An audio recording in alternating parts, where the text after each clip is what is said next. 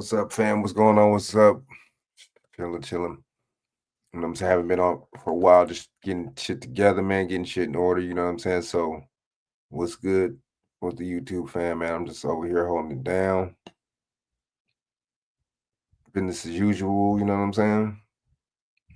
Yeah, so, you know what I'm saying? Just about to do a little quick story about this little mass shooting, about a couple more things. This video ain't gonna be too long. You know what I'm saying? Just on here just to try to get my, you know what I'm saying? Get back on here, man. I got to start getting back on here every other day like I was. You know what I'm saying? But other than that, man, I'm just holding it down, chilling, you know what I'm saying? Doing me, doing as I does, trying to make things happen, man. You know what I'm saying? So yeah, man. So let me go into this real quick, man. I got so many damn tabs. I might close some of this shit. Let me see. All right, hold up.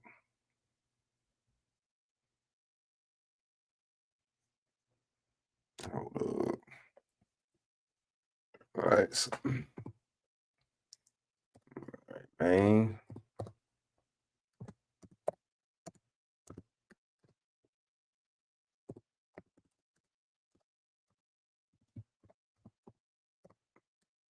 Yeah, man, this was like a car dealership or something. All right, so let me see. All right, so I'm gonna do a couple.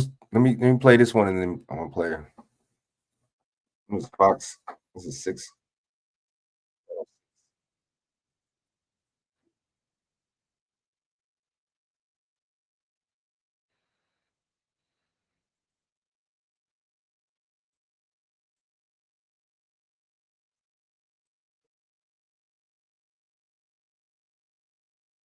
NBC6 sources. Our sources tell us a suspect is dead. Multiple people are hurt after this shooting that happened at a business warehouse district in southwest Miami-Dade. And the shooting around 1:30 earlier today prompted a massive 1:30. Give you that 13. Give you that 13. the police presence and response, as you're seeing there from our video from Chopper 6. Video showed deputies with shields, guns that were drawn surrounding buildings with rifles, taking cover behind cars. I want to show you this video. Okay, for one, what kind of caliber gun did this dude got? How many suspects is it? They taking cover and stuff behind cars, and they acting like it's the damn it's heat or something. Like they acting like it's damn the North Hollywood shootout or something.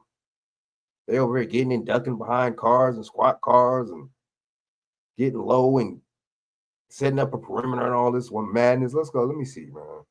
Video as well from earlier today as officials and investigators and deputies went door to door looking for the suspected shooter.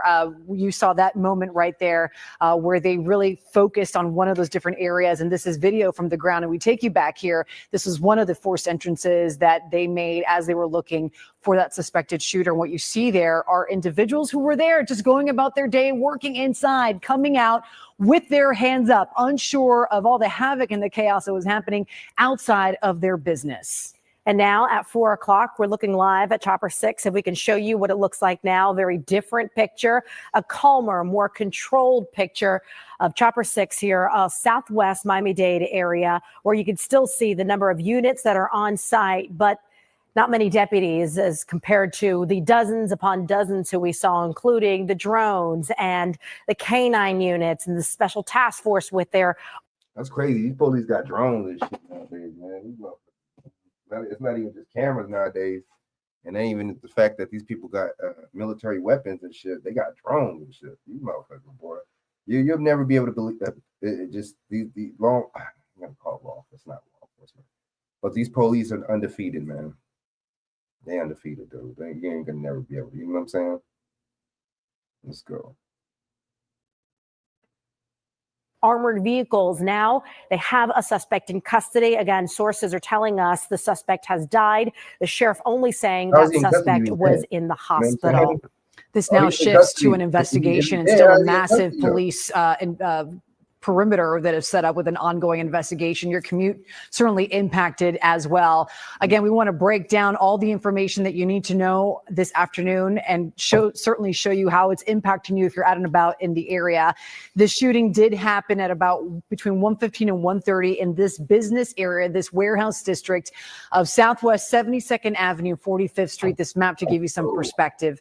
This is just off of the Palmetto and Bird Road. Those exits, both directions, they are shut down off of the 826. And Laura Rodriguez has been there kicking off our team coverage right now. Laura, you're with the sheriff as she gave us some insight, but you've also spoken to witnesses who gave you even more perspective.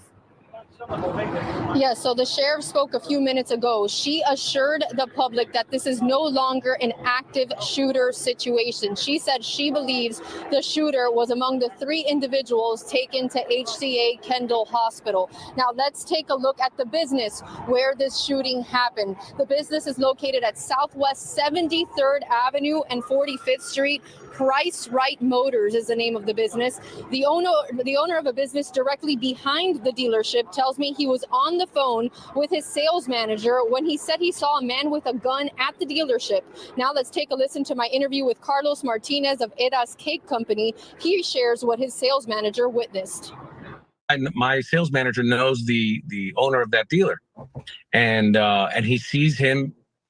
Sees the guy with the gun pointing a gun at him, and he's telling the guy, don't do it. He's the guy with the gun pointing the gun at him. Does that make any sense? Don't do it. Don't do it. You don't have to do this. And what was the reason? Apparently, a female cop wearing glasses arrives, but is not aware that this is a gun situation. That already don't make no sense. So what was the call then? Why did she arrive there? Come on. When something happens, the dispatcher gives the police the call. I mean, the dispatcher gets the call and she relates the call and what kind of situation it is to the police officer. That doesn't make any sense. That's what I'm saying. These stories, man, y'all gotta be careful, man. These people be, it's always something with these people.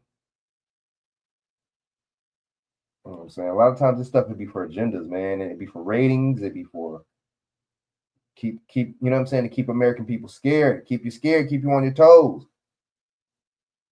Keep it to where you don't want to question nothing, man. You don't want to question nobody, man. Straight up. And my sales manager screams out, he's got a gun. Apparently the shooter then turns around and is pointing the gun at the cop and talking to the cop. Can't hear anything, but I guess he turns back to the owner and shoots the owner, I believe twice. The police officer takes off. The shooter grabs a rifle. I don't know exactly where, grabs a rifle and starts shooting towards the, does that sound right? Towards wherever so the cop didn't kill the suspect. Definitely, you can tell it's not a black suspect. I can tell you that just by, is it a black suspect? Because the way they giving this person mercy, it's like mercy. Why didn't the police shoot at the target after that? Because you know what? I'm gonna tell you some real stuff though. The police, you know what I'm saying, don't have to protect people, man. There was a constitutional, you know what I'm saying, under constitutional law, man. There was something passed through the Supreme Court, man, a little whiles back, you know, that stated that the police do not have to. They don't protect you. You know, they don't protect you. They don't have to. I'm telling you, it's all control, man. The cop was. Confluence is a connected workspace where teams can do it all. Like project management. And back out live here on Bird Road. Bird Road westbound is now back open, as well as the ramp headed on the Palmetto northbound.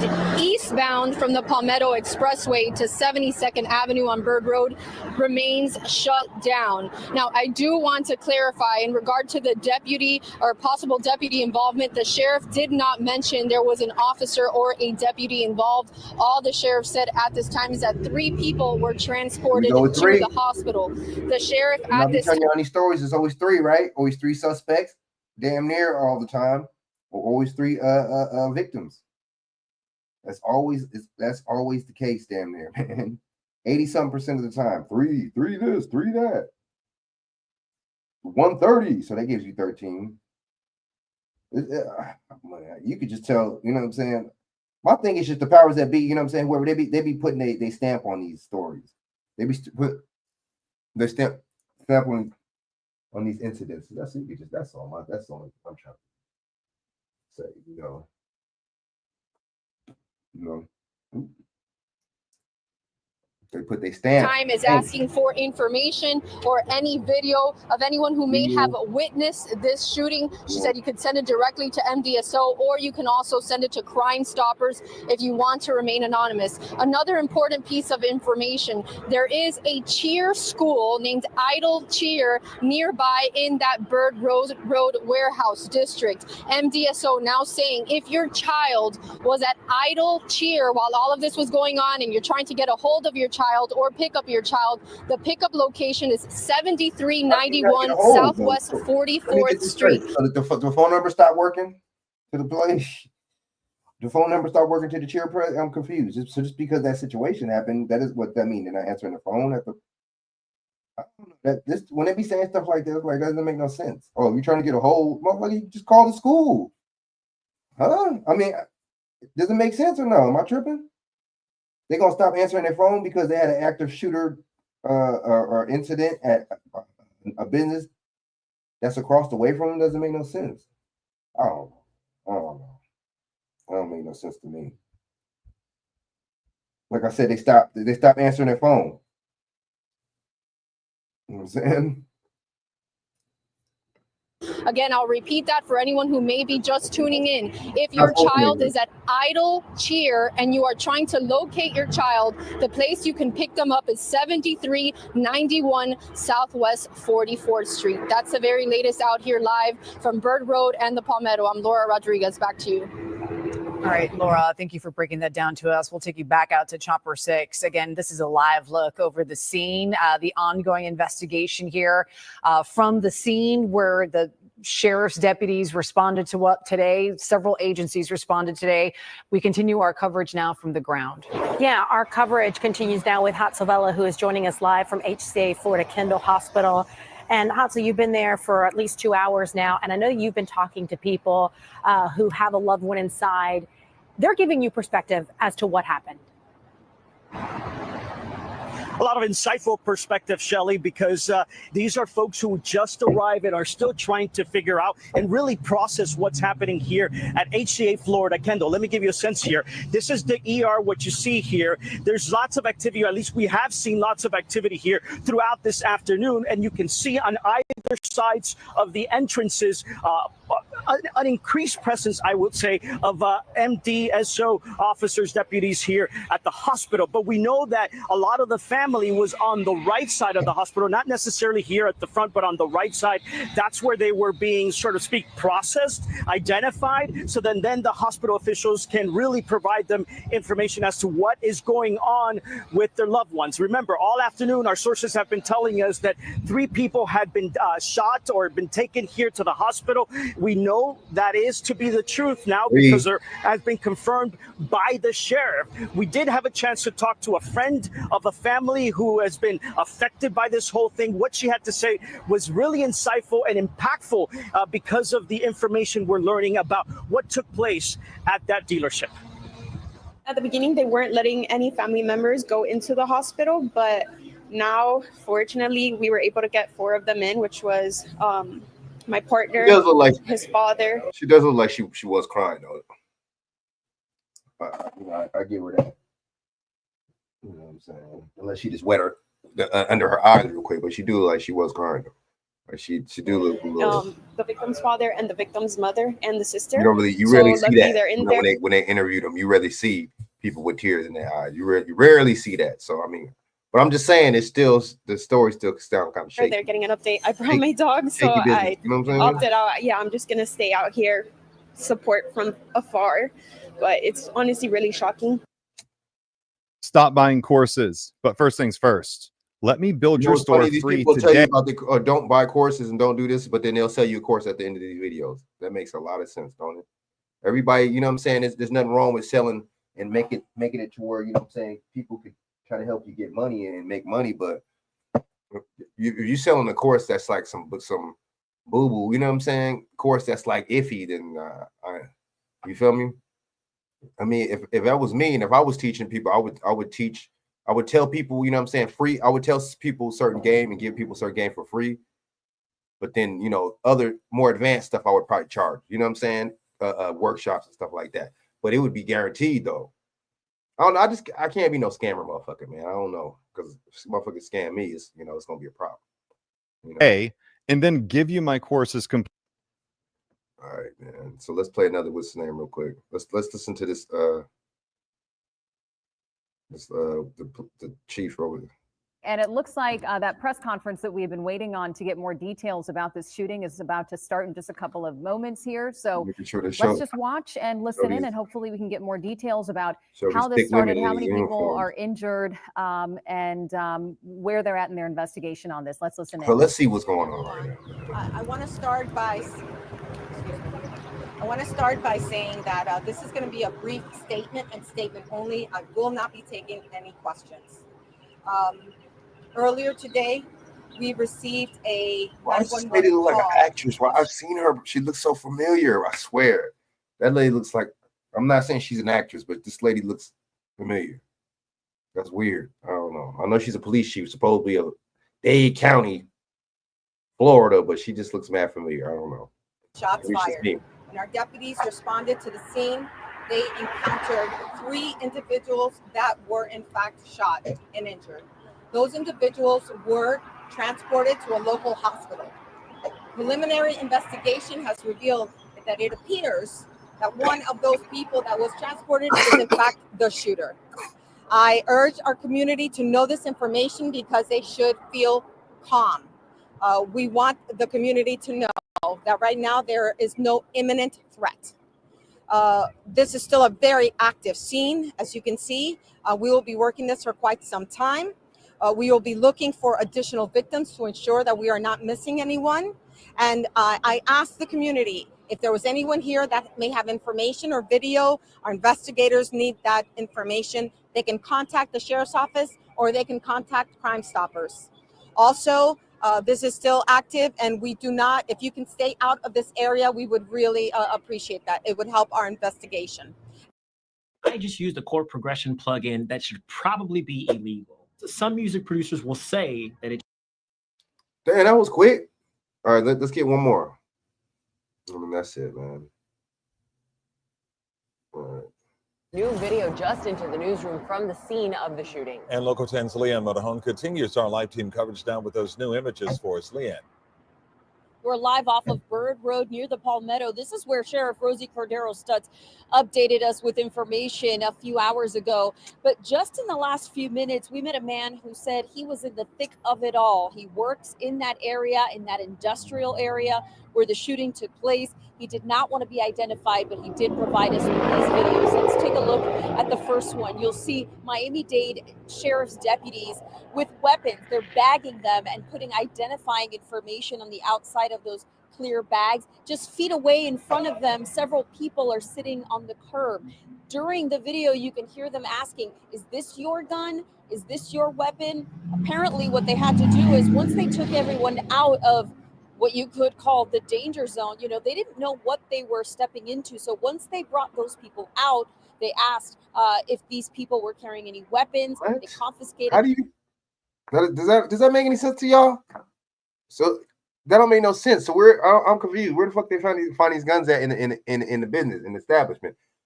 And my thing is, isn't that why you check people, search people to see if they got the guns or weapons on them?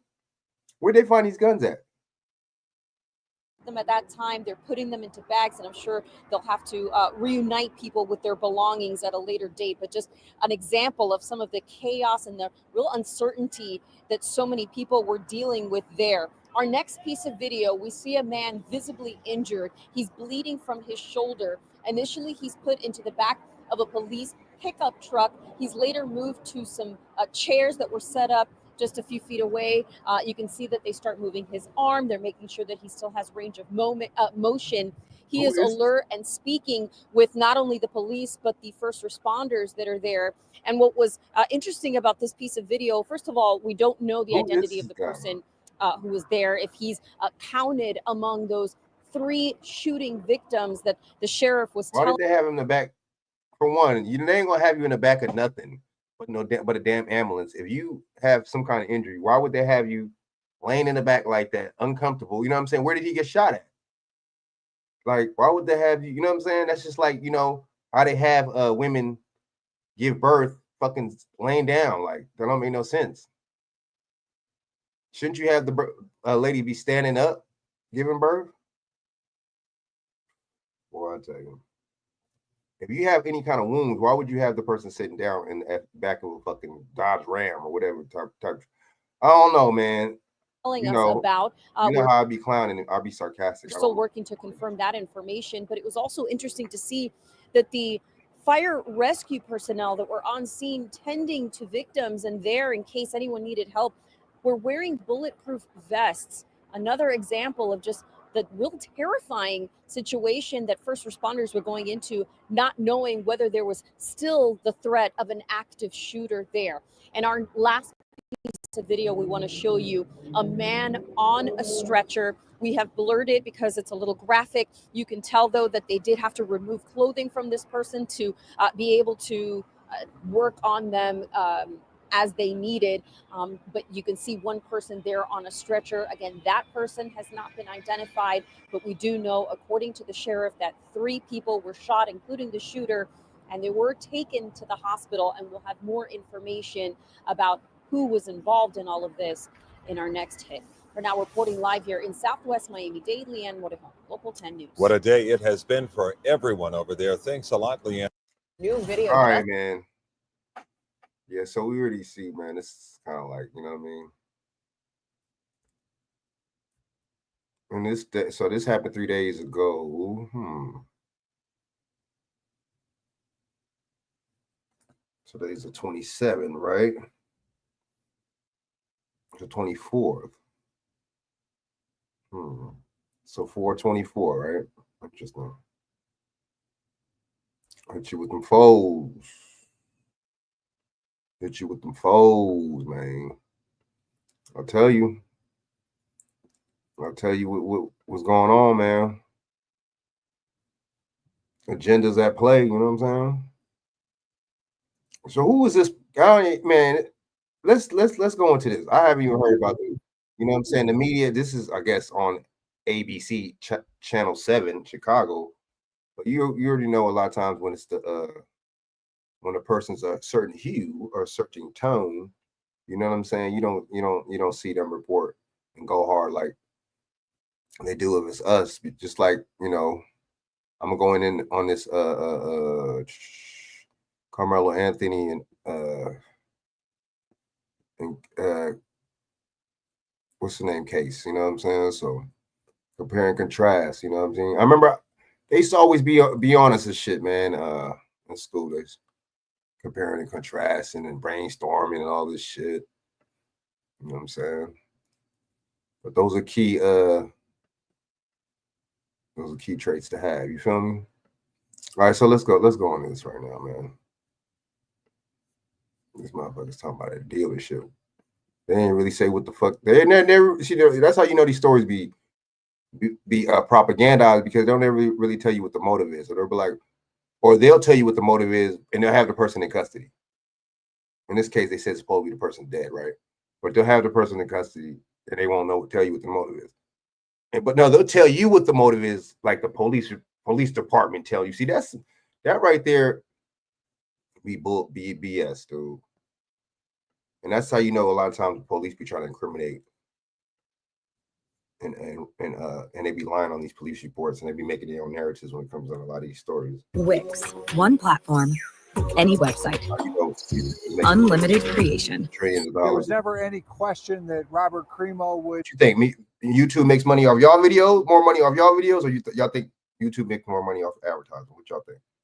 Be sentenced to life in prison. That's what state law calls for in this case. But the judge gave him the maximum sentence, ensuring, as you mentioned, that he will never breathe free air again. Highland Park victims and families leave the courthouse Oh, that's today, Highland many Park. feeling Okay. relieved that the gunman who caused them so much pain will spend the rest of his life behind Oh boy, bars. see, this is the symbolism right there. Look, I don't have to worry see, about him y'all anymore. think I'll be playing, right? Life behind I think so I know much y'all. pain Why does he have a 47? Bam. Who's in office right now? 47 right now, right? Who's in office right now? Number 47. Why does he have 47? The 47th problem of Euclid. Oh shit. Right? Damn. Wait, are they playing with us, or are they playing game? And they made it to where you can see that. Well, I mean, it's a stupid ass face tat, so you could you know what I'm saying? You can see that shit regardless. You know what I'm saying? He looks like a fucking idiot. So look at that motherfucker right there. 47. These motherfuckers got you. Gotcha. Gotcha again, my friend. Gotcha. Uh-oh, oops, upside your head. Say oops upside your head. Oops upside your head. They got y'all. Why you got a 47? So let me get this straight. Because I remember the Highland Park thing happened some years ago, if I'm not mistaken. This case happens a while back, like some years ago.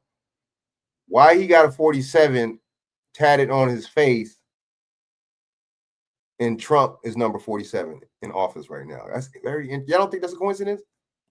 The 47th problem of Euclid, Masonic, that's a Masonic thing. Am I right? Damn, let's go. Will spend the rest of his life behind bars. Playing with us, ma'am. I don't have to think about him anymore. I don't have to worry about him anymore. Robert Crimo III decided not to come to court today to hear the victim impact statements or the sentence handed down by Judge Victoria Rossetti. It was the maximum sentence allowed by the law for the 7 people killed and 48 injured when he opened fire on the July 4th parade in downtown Highland Park in 2022. The judge first said this court has no words that are adequate to describe the pain and horror of that July 4th, before giving him 7 life sentences, 1 for each murder, to be served consecutively, and 48 50-year sentences for each attempted murder to be served concurrently, and he will have no chance of parole. What that means, this sentence today. It's a parole. What that means, this sentence today. It's a parole. What that 47 on his thing, and he got 7 life sentences. means, this sentence today, is that Robert Crimo will rot in a cage where he belongs. Crimo pleaded guilty just as the trial was set to begin in February, but prosecutors are confident the result would have been the same if the case had gone to trial. Law enforcement made sure that he didn't have one chance of winning a trial. Village leaders say Highland Park has been forever changed by the mass shooting, but it has also brought the community closer together. This will never heal the pain that people have experienced, but it lets them now continue forward on their journey.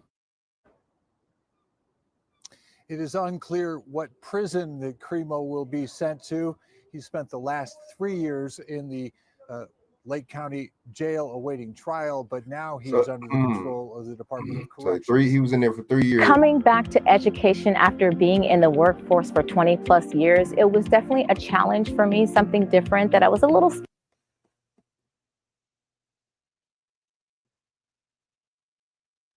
So this is supposed to be the wait. We begin with breaking news in the deadly shooting at that 4th.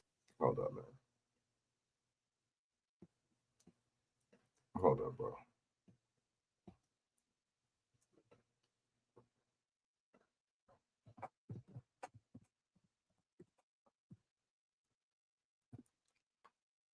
Shit.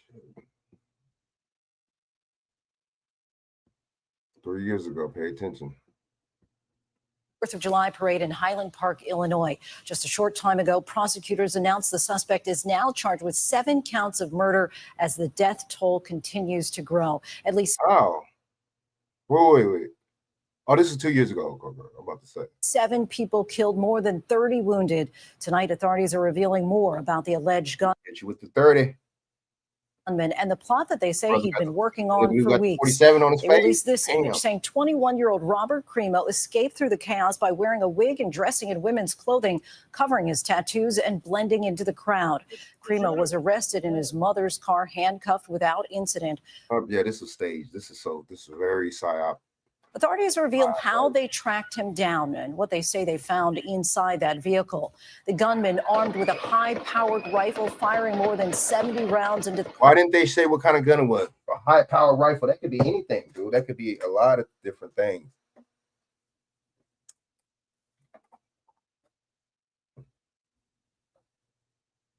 Yeah. A high-powered rifle could be a totally couple of different things. Crowd from the top of a building. Authorities say they recovered an AR-15 style weapon at the scene. AR-50 style. No, there is no AM-50. There is it's either AR-15 or it's not an AR-15. That's just like saying a shotgun style. No, it's either a shotgun or it's not a shotgun.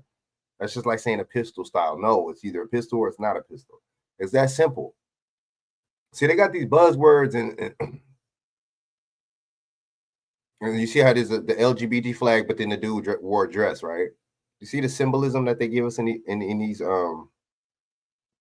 videos? Newly obtained surveillance shows men, women, and children rushing into a store all at once to escape the gunfire.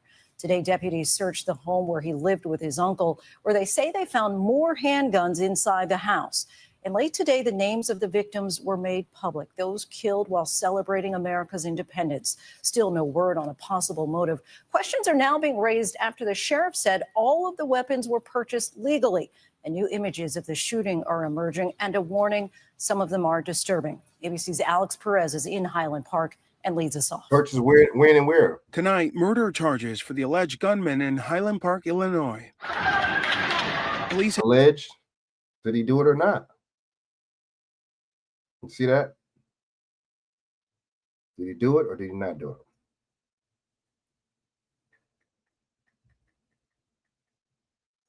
it? The man who unloaded 70 rounds onto an Independence Day crowd, killing 7 and injuring more than 30, planned his attack for weeks and carried out the rampage disguised as a woman. He brought a high-powered rifle to this parade.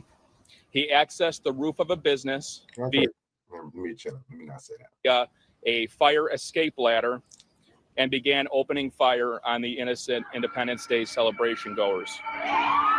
Sources telling ABC News investigators are poring over social media posts believed to be from 21-year-old Robert Cremo dating back from over a year ago. One video showing part of the parade route. Minutes after that parade in Highland Park, Illinois, just after 10 a.m. Monday, the cheers turning to screams. Many at first mistaking the gunfire for fireworks. And how would families running to find safety anywhere they could. Gabriela Martinez says she saw the gunman on the roof. I was trying to see where it was coming from, and then I looked up at the Ross Cosmetics building, and he was. Dude, come on, dude. Really? She must have had a vision like a hawk and shit, like some motherfucking A-team type shit, dude. How would you just think to look up on that building and see? Like, I don't know. I would be thinking, let me get the fuck up out of here, right? Or I don't know. Maybe it's just me. I don't know. But see, that's what I'm saying. Motherfuckers be crisis actors and shit. It's like, why would you think like you're a Navy SEAL or something? Like, you know what I'm saying? You're an Army Ranger or something. Why would you think to go look at strategically let me go look on top of that building right there? Like, come on, man. He was shooting from there. Mom Abby Brozio was grazed by a bullet. Her father-in-law hit in the leg. My first instinct was, did it hit my child? Brozio running with other families into her husband's store. Her mother-in-law seen here trying to protect her grandchild. My mother-in-law was crawling into the store over my child, and that was just heart-wrenching to see. Police say this. That's interesting how they got them on. They got that on surveillance, and then they interviewed them right after. Kind of interesting. Suspect dressed in disguise so he could blend in with the crowd. During the attack, Cremo was dressed in women's clothing. What? And why would you have to dress like a woman to blend in, though? Huh?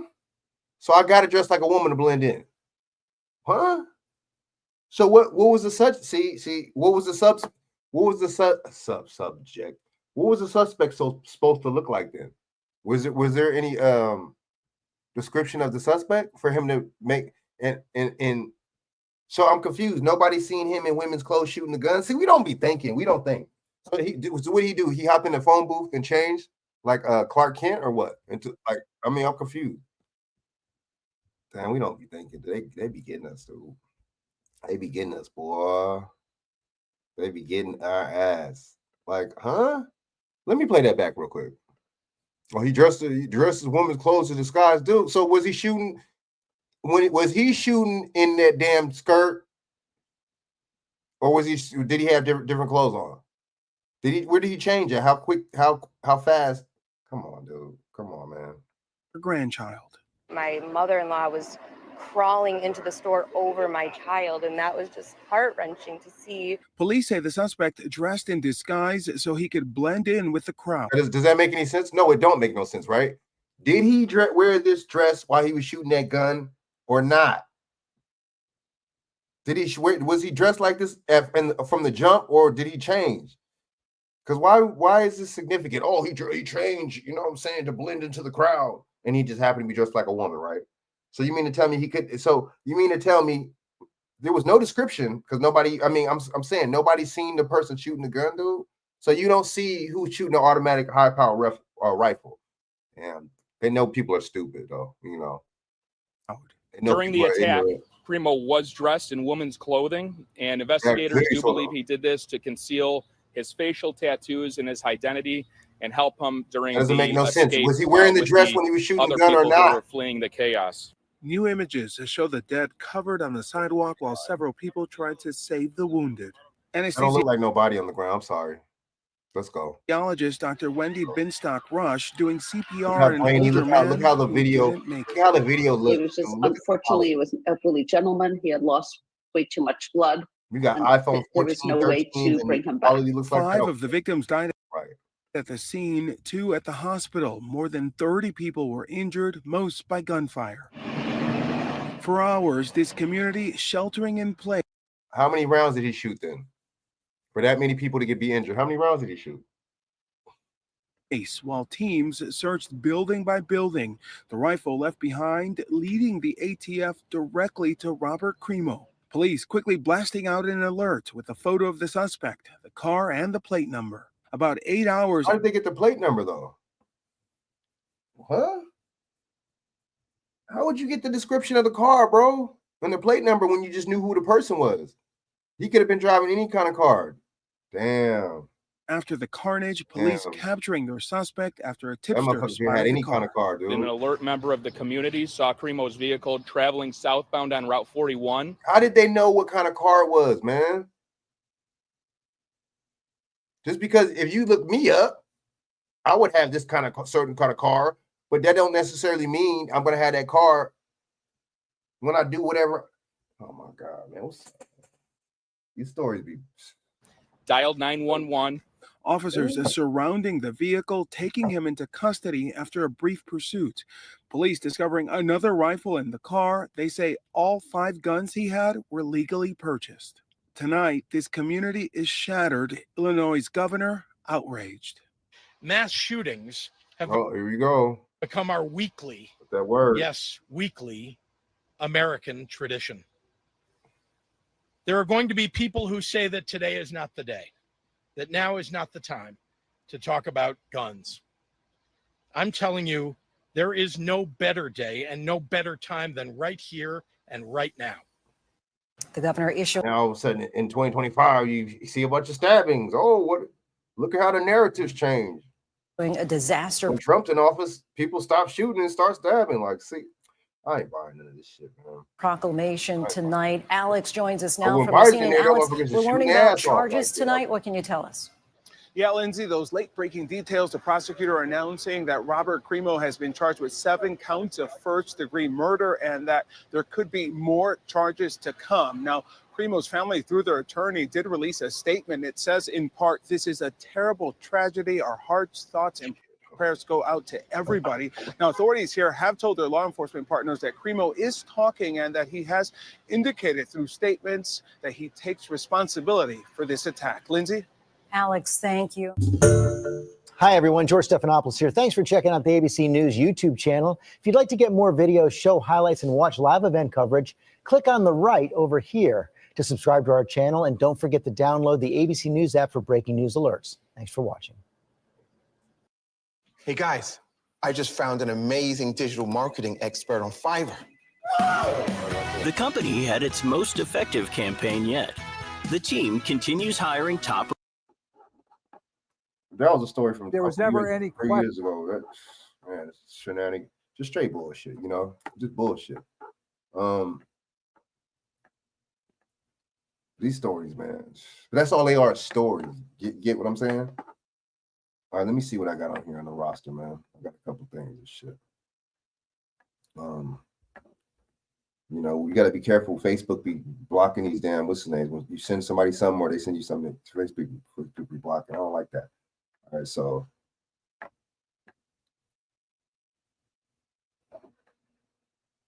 well, we got another incident. We got another stabbing. Shout out to Stacey. We got another stabbing. You know what I'm saying? See, now at this point, this is getting ridiculous with these stabbings, man. This is getting like, okay, I see what we're doing. It's gonna be a knife epidemic now, you know. Oh shit, we gotta get rid of fucking knives and shit, man. You know what the killer is? Knives. Isn't it people? I guess. Yeah, let's go with it. Knives. Right. Yeah, knives. Yep. This is a story I just ran into, and I felt that it deserves a bit of attention since we've had other stories directly out there dealing with stabbings that specifically did not get the exact same amount of attention. No, it don't. So this is what we got. Go with it. Fairfax, VA, a 6-year-old boy was stabbed at a Virginia high school Wednesday morning. Fairfax County Police also stated that now school officials say that students will be screened for weapons before class on Thursday. During a fight between 3 students, a 15-year-old stabbed a 16-year-old inside of West Potomac High School at around 9:40 a.m. Police also stated that a student. You know what I thought about?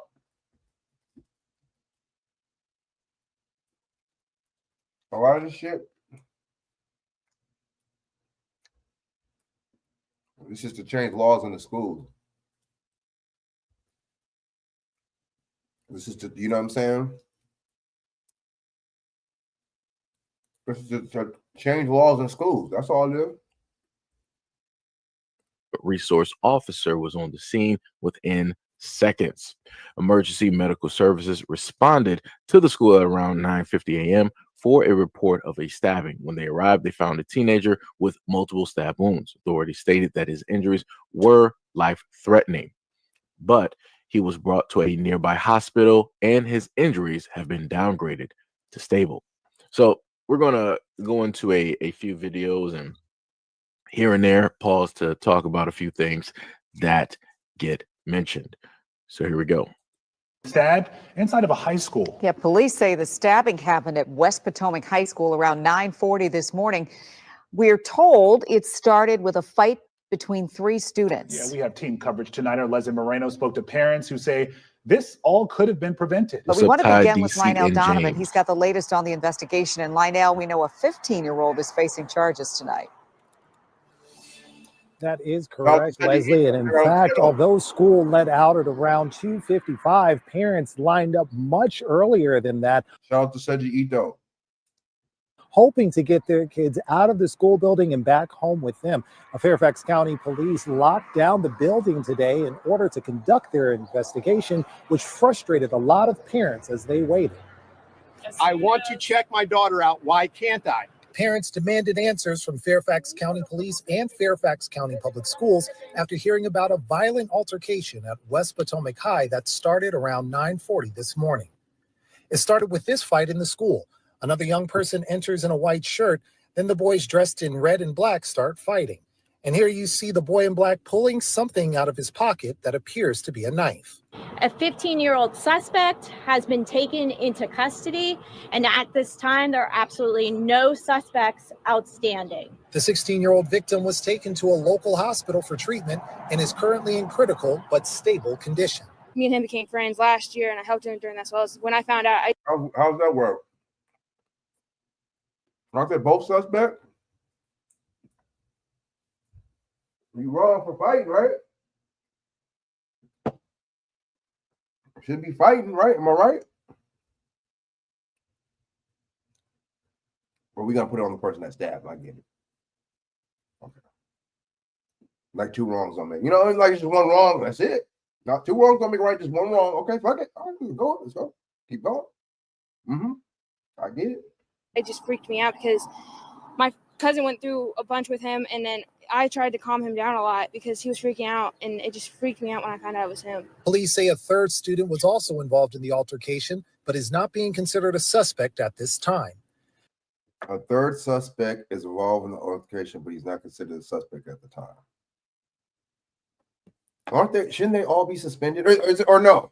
My bad. Let me shut up. No, let's just get on the motherfucker that stabbed the person. Oh, let's get on him. Get on his ass. Aren't they all wrong for fighting, dude? Or is it just me? Or am I being biased? Or they're not all wrong? There's one motherfucker wrong.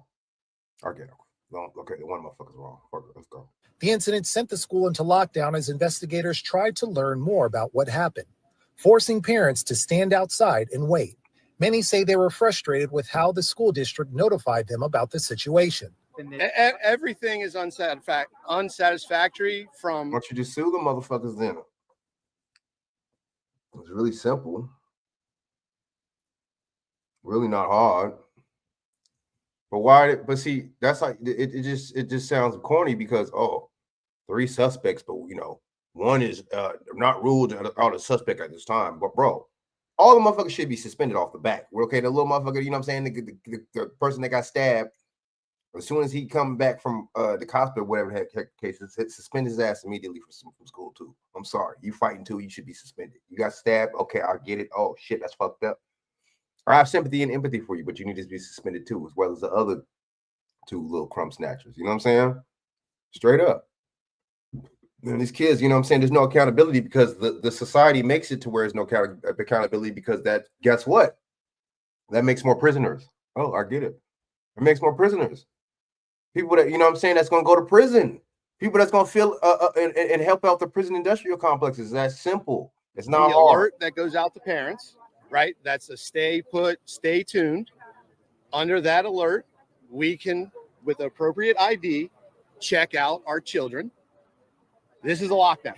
However, Fairfax County's police chief says although the circumstances weren't ideal, keeping everyone in the building was the best approach to keep everyone safe. The last thing we want as responsible adults, whether we're FCPS or FCPD, is to release emotional groups of students and something retaliatory in nature happens down the street this way or down the street that way. So it's always a measured, calculated decision. And inevitably, I don't understand what he's talking about. Now, Fairfax County Public Schools says school counselors were in the building all day talking to students, helping them process what happened earlier this morning. However, parents are also demanding accountability as far as what is being done to make sure that their kids will be safe when they go to school. And our Leslie. Here we go with that safety. Oh, we'll make sure people be safe. You know what? You know what you do? You know what you do? You expel every motherfucker doing shit like that. Expel them. Bam. Hit them with the zero tolerance like y'all motherfuckers do with black motherfuckers in the hood. Black in these urban areas. Hit them with the zero tolerance. Hit them with the 3 strikes you out. Boom. One fight, expel. Bam. Straight up. That is the start. So we were able to hear it, right? That's the Yeah, start. multiple students that were involved. Fight broke out Yeah. between 2 students. Let me No just go mercy, back man. to You can tell the. ain't a lot of black kids there because we don't see how we could keep these kids safe. You can tell. You could already tell that's that type of shit to where ain't a lot of black students there. Image here, right? Fight broke out in between 2 students. No matter what race. And while that fight was going on in Whatever the between, case is, it's just always that same slogan. It's always that same BS. We're going to try to thrive. We're just going to try to understand how we can keep these kids safe. Man, you got to start expelling these kids, boy. Expel them. those 2 students, you had another student that was all Man, right. it's so hard. Let me try to just jump in here to break this up. Then these Bam. Automatically mandatory conflict resolution. Mandatory conflict resolution for all these little brats. Mandatory conflict resolution for every grade in the high school. Mandatory conflict resolution classes. Bam. Student that decided to jump in there to try to break it up. I'm guessing that was the one that inevitably ended up getting stabbed multiple times. My main point is this. I've said time and time again how it is that when how they treat these situations when they're not black, though. They treat it rare. It's lightly touched. You know, they don't really harp on it. They talk about it real couple of different times, and they'll never talk about it ever again. You know what I'm saying? But if it's a black kid doing something to, you know, or something like just sensationalized like that, the media and these Fox News motherfuckers, and then motherfuckers on the left too, them motherfuckers go crazy. And look how people, these Democrats, look at what they're doing. These Democrats are focused. I mean, I know that's messed up, and you know, Trump is doing us and supposedly deporting people that are, you know what I'm saying, citizens that legally is supposed to be here, whatever the case is, in college are doing, whatever, you know, that I don't agree with that, but at the same time, that's a psyop. That's a big psyop. And everybody's focusing on these people's due process, but ain't focused on, guess what? They're not focused on regular motherfuckers' due process. They're not focused on regular white Americans, black Americans, Asian, or whoever. They're not focused on your due process. They're focused on foreigners' due process. Damn, ain't that a coincidence? Wow, you know what's crazy? They got a bunch of American people in American prisons. Oh, wow. They don't have a bunch of foreigners in American prisons. Wow, what a coincidence. The ratio of Americans that get locked up to foreigners that get locked up in America. Wow. I wonder why. Because you know what? The what's name has to get into it. You know what I'm saying? United Nations has to get into it. Instances like, my bad, I shouldn't have said that. This happened. You know what? I think somebody has more rights than Americans. I think somebody, I ain't gonna say it no more. Let me just continue with the video. I think somebody got more rights than Americans, no matter what race. That's what I think. Let's go. It seems as though that the media, it seems that everybody else online. I mean, the media is pushing this, and they're pushing. I just think it's crazy.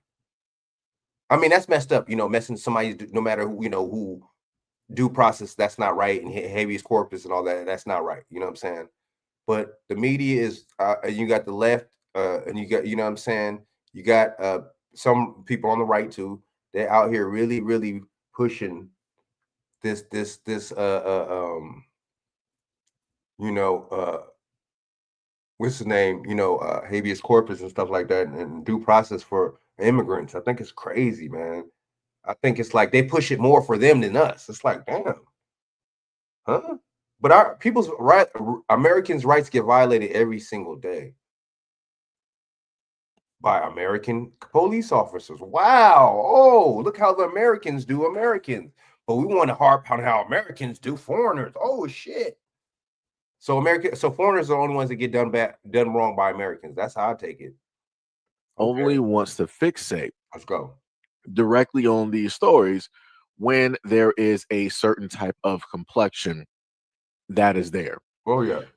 When stories like this, but see, this is what I don't see. And you know, you get a lot of these people on the right. Oh man, it's race baiting. Oh man, y'all this and that. Man, you know, there's a division. Or if that's the case, why are you not getting on the media for doing that? Then you're getting on other, you know, black people, whoever the case is, that doesn't agree with you, posting these videos, or having a different opinion. But you're not getting on the media for perpetuating this shit. You're not getting on the government. I just think that's interesting. It's like, damn, okay, you're not keeping the same energy. You know, it's not black people. We don't have pull in the government like that. It ain't us. You know what I'm saying? We're not the head of the media, so I don't understand why the smoke is with us. Black people are drug dealers. Are black people flying and floating the drugs in here? No, right? Okay, let's go. It's happened, and nobody can give a identifiable blame on a specific group. Oddly enough, it seems that a lot of adults, grown folks, guardians, parents, it seems as though a lot of them don't care. It seems as though a lot of people don't want to speak on those stories. And like I said before, the same thing with the Carmel Anthony story is the same thing I'm going to say here, that all of these stories are important. And everybody should be focusing on every single one of these stories, because as I've stated before, nobody actually cares up until it happens to them. So because you have the Carmelo Anthony story, And the identifiable thing there is that, oh, one of the people is black. This seems to be the person that started it and did the whole thing. Bam. Now the story is all over social media, right? Now everybody has a mouth. Now everybody wants to talk about it. Now everybody wants to get online talking about this race and this group and who raised this and who raised that. But now when I'm dealing with a whole nother fresh story where there is not a Carmelo Anthony attached directly to it, where there is not an identifiable skin complexion attached to it, what happened? Why is it that the energy that everybody wanted to give the Carmelo Anthony story, and I want to go back over this again. Remember, the student that got stabbed multiple times. So again, you had two students that were fighting. Somebody jumped in to try to basically separate, stop the fight. Why would you? Why would you stab the motherfucker that's trying to stop the fight? Right. Guessing that person was the one that got stabbed multiple times. So you had a student there that started or caused the fight, deciding that he wanted to stab somebody multiple times. Like I said, he knew what he was doing. He decided himself to pull that weapon directly out. He decided himself that day when he woke up in the morning and prepared that, oh, I'm going to sit up there and bring a knife, and I know that a fight is going to happen. I just don't know when. So I'm going to sit up there and pull this and use it. And they stated directly in the article that said student that was stabbed multiple times was in a life-threatening condition. Because there's no telling where those stabs happened. There's no telling how close that might have been to hitting an artery and taking a life. But as I stated before, where's all the social media outrage? Where's all of the true Americans? Where are all of these quote unquote caring parents directly out there that want to specifically, why would you bring a knife to school? Why are you bringing weapons to school? Why are you bringing weapons? So where's all that energy for this story? A student very easily could have lost his life. Very easily lost his life. And I see nothing on social media about this. I don't see Fox. I don't see MSNBC. I don't see none of the normal threads that I've been able to catch for the last, 2, 3, or whatever weeks dealing with the Carmelo Anthony story. And especially during my live streams, I would get comments. I would get floods of comments. I don't see none of that. It's completely silent from all of those people that always wanted to have a mouth. What happened? Facts. We also heard that there were 3. Here we go with the 3. Come on, man. You're gonna listen to when why is it always 3 in these stories? That's not. Come on, that's Masonic. That's something. That's a code. That's not a code. I just gave you 3 different stories that had 3. The fucking Dade County, the other fucking the one where the dude had the 47 on his face. You know what I'm saying? Now this one, 3. Listen to the rest of what she said. Telling you, man. Young people involved here. Do we know about that third person? We know that there was a 15-year-old. Hit you with the 33, 3, and then third. She said it again, right? She had to say it 3 back to back. Alleged assailant. One person stabbed a 16-year-old, I believe, and then there's a third person. Any word on their role in this or where they might be now? Correct, Allison. There was a third person involved in this incident. However, that person is not being treated as a suspect at this time. Fairfax County Police say they are questioning that third individual, but that person has not been considered as somebody that they are taking into custody at this point. But right now, it seems so into custody. So why didn't they take in the Carmelo Anthony case? Why didn't they take the brother in there? Didn't he assault Carmelo Anthony? You know what I'm saying? That's what I'm saying. That's why I don't. These stories are kind of like, okay. Seems like police just have more questions than answers, and they're trying to get those answers right now. So although at this point, one 16-year-old is definitely in custody at this point, that third individual at this point is just being questioned. And we know, we heard the emotion from those parents, understandably, not being able to put their eyes on their kids. Perhaps we dipped back in. We could hear one of the mothers there speaking. What have they said to you, if anything, about what they'd like to see right now? And what has Dr. Reed said about them being able to be reunited with their children? Well, Allison, first and foremost, the parents, they want their kids. They want to make sure that their children are safe. They want to be able to check their kids out of the school and take them home. But, secondary to that, a lot of the parents have also talked about some of the issues that they had in regards to how Fairfax County Public School notified them. At first, some of the parents were telling me that they initially got text notifications saying that right now is it was not a lockdown, and what they were basically implying was that the school system did not really portray the severity of the situation through the notifications that they received. As I was saying, when parents first got here, a lot of them got notifications from their kids. What kind of notification did they put out, man? Let me just pause it real quick. For Felicia Bell, it was Fairfax, Virginia. Fairfax, Virginia. Man. So I just want to make sure to get that.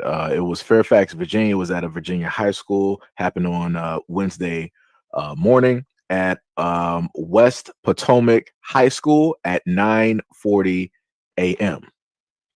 An resource officer was on the scene within seconds from what police had to state. So I just wanted to make sure to get that, clarified as people are catching up how serious this incident was, but they're saying that the school district didn't notify parents, at least initially, that the school was under lockdown. Some of the parents that I talked to today said that they didn't even know that the school was under lockdown until they got here and they saw officers blocking the entrances. And so, the main thing that I'm hearing from parents down here is that they want to be able to get their children out. They do not accept the idea that the children have to stay inside the school for the rest of the day. And right now, they just want to get them and bring them home.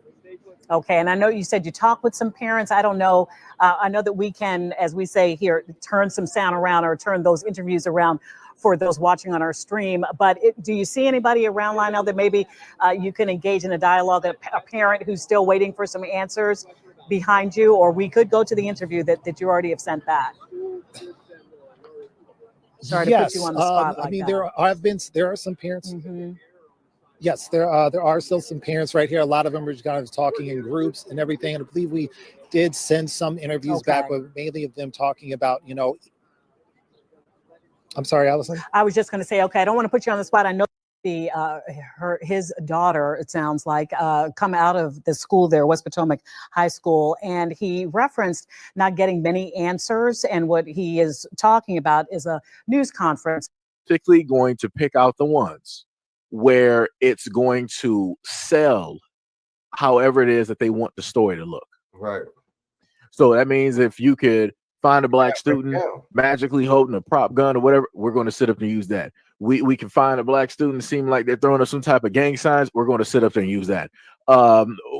We can find the student just acting stupid inside of their house, and they might have on a ski mask. We're going to sit up there and use that and crop the photo so that you don't know where it is that they are. But we're going to show them in this type of way so that you will understand our perspective or the selling point of our story so that you can engage with it a lot more, even though we don't really have more information than that.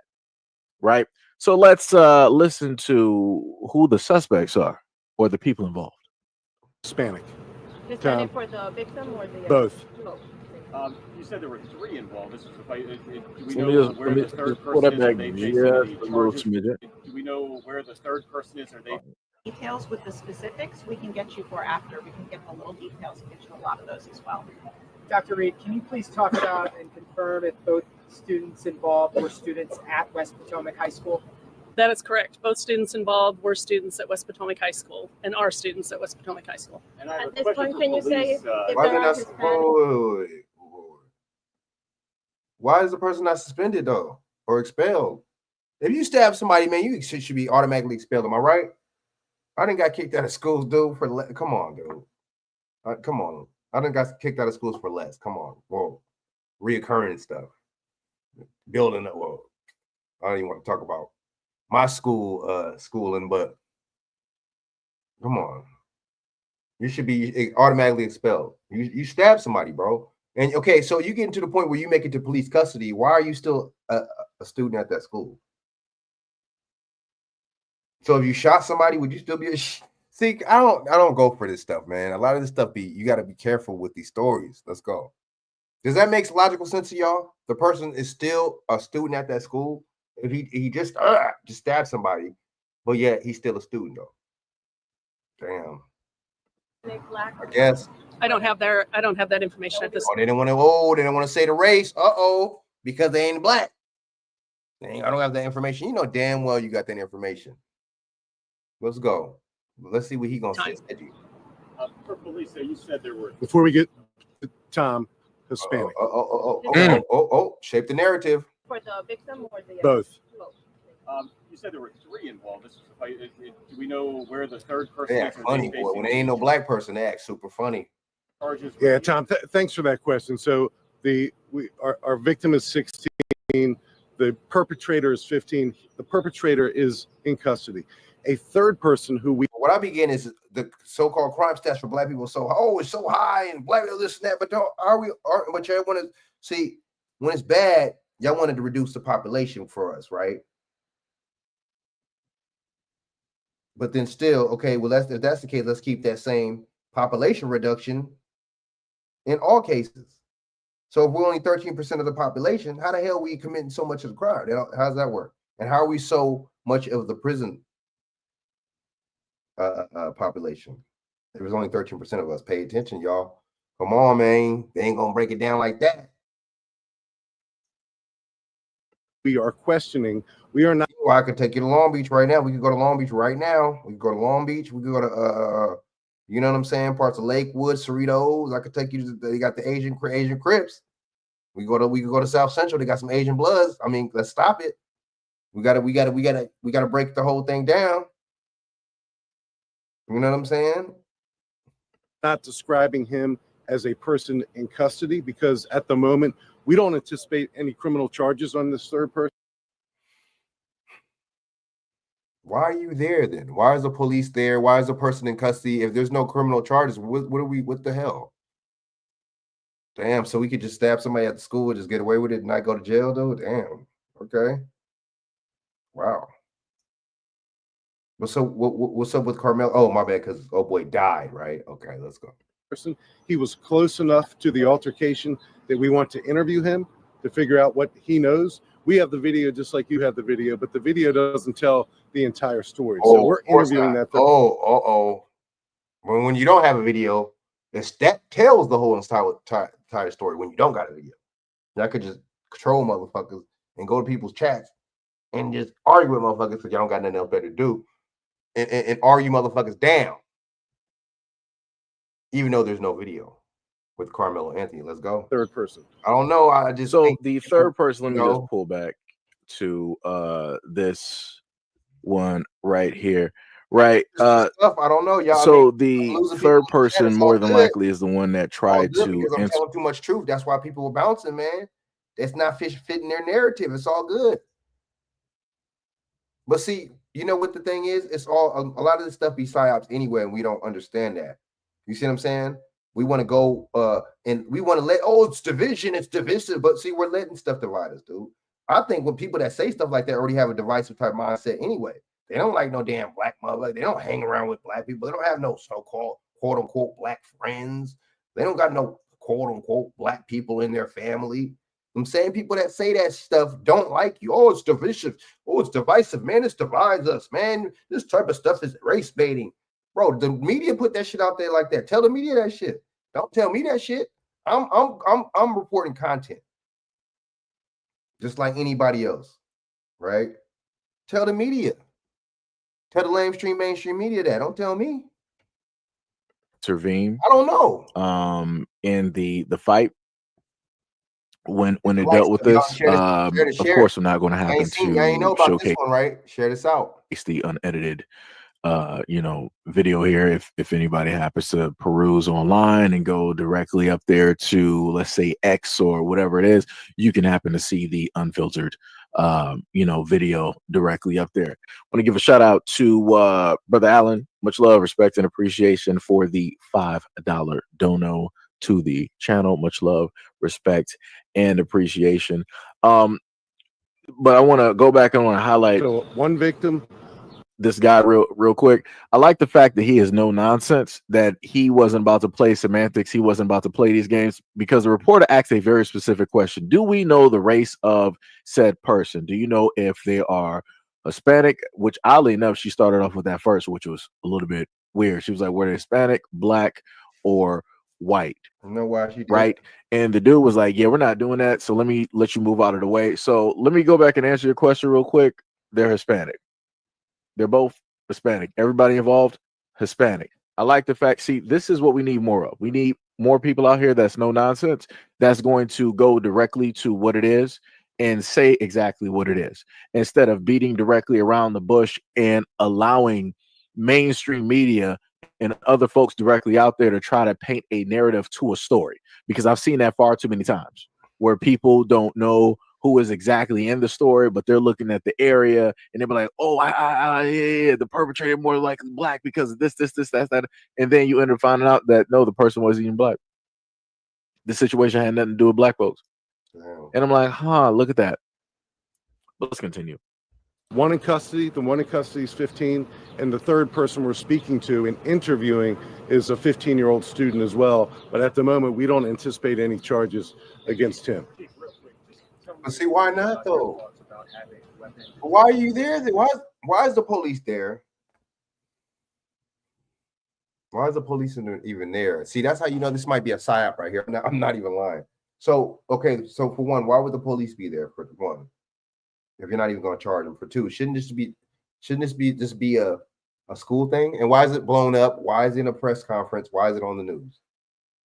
There's stabbings, there's shootings, stuff like that. A lot of times, it don't be on the news in no damn news cycle. That makes you think, why is there certain stories that they pick? I don't know, man. Maybe it's just me. They don't just pick. Oh, come on. How many schools are in America? So how many get picked? It's like a fucking lotto. It's like a crisis actor lotto. Seriously, the lottery. Which one they gonna pick? Look at it like that. What's the odds of these schools? Something happening in these schools, right? Devices in school. How many schools are in America? Resources they serve as to students as well.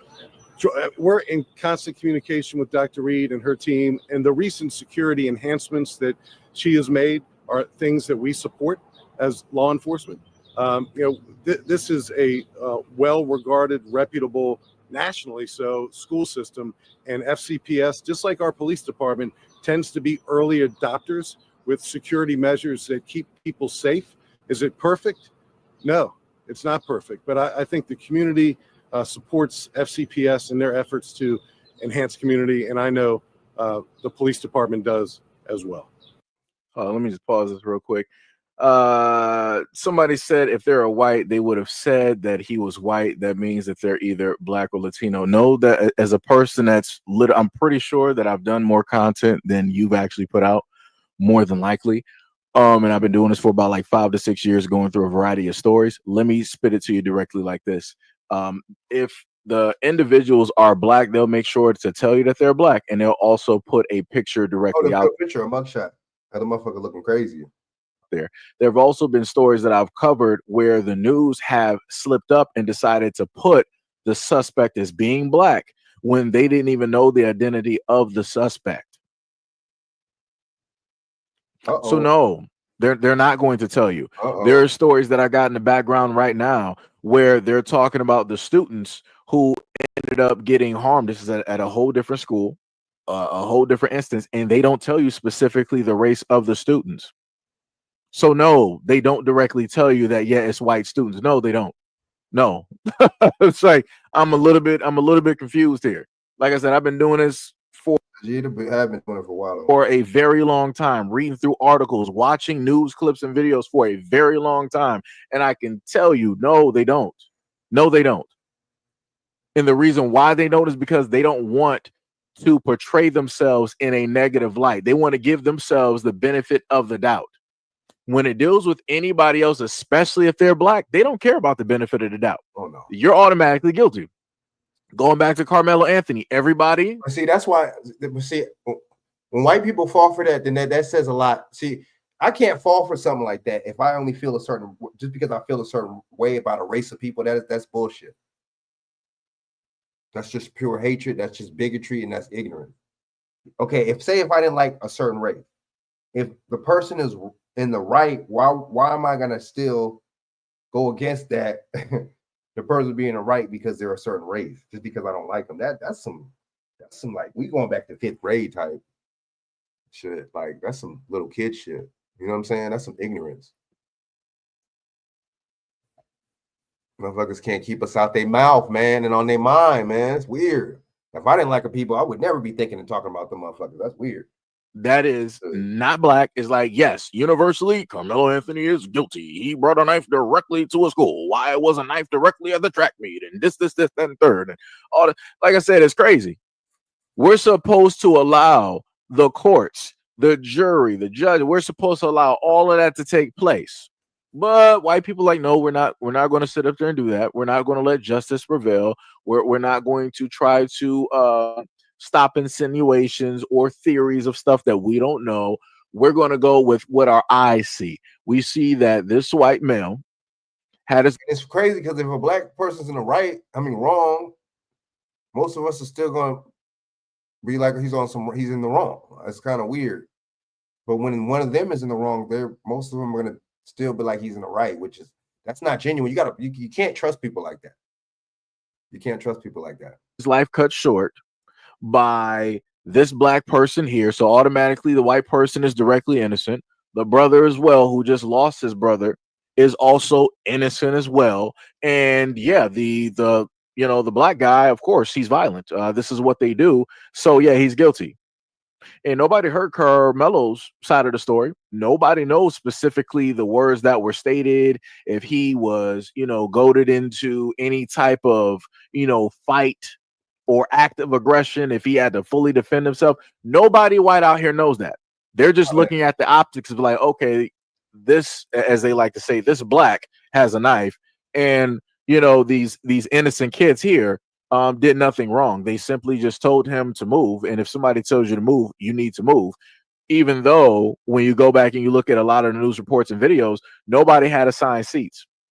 Bam. So that we could see okay, this a little bit better. So these were let me sorry, I gotta take it down real quick. Going to this one let me too, get rid of the banner real quick, right? So we got a few stories, 4 of which, and I made sure to read those off either during a live stream or a video. And all of these stories pretty much are white.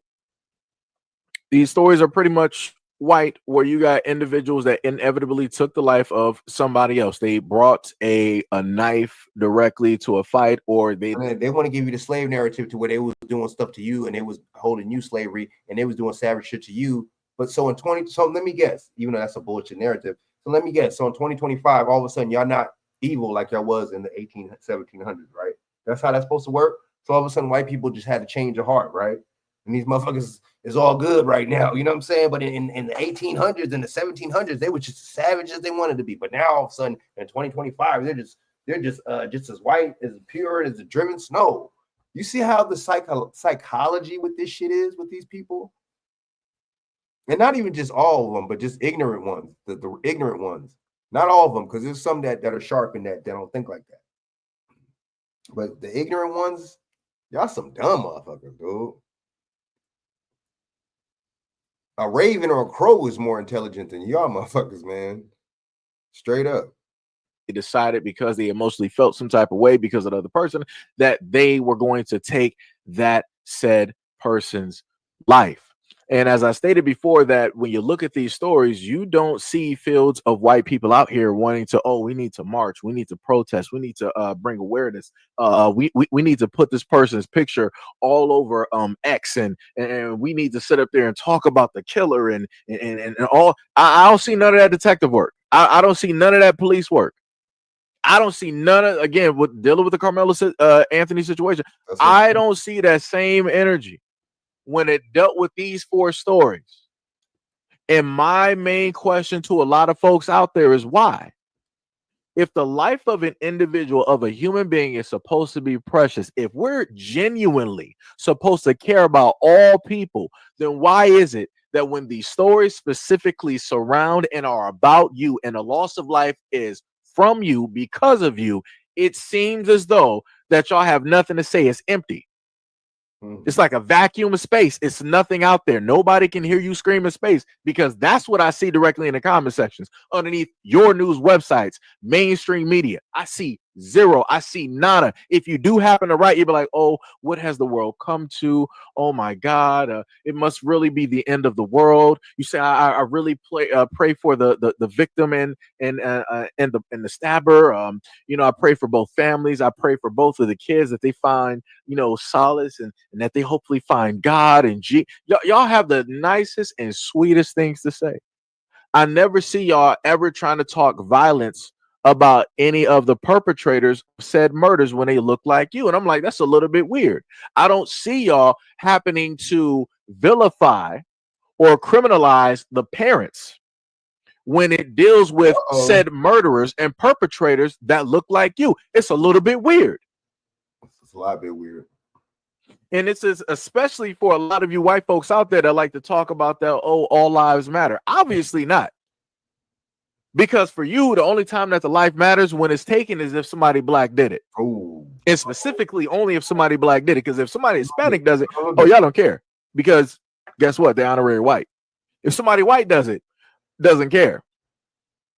It is what it is. Like I said, to me, that's crazy to me.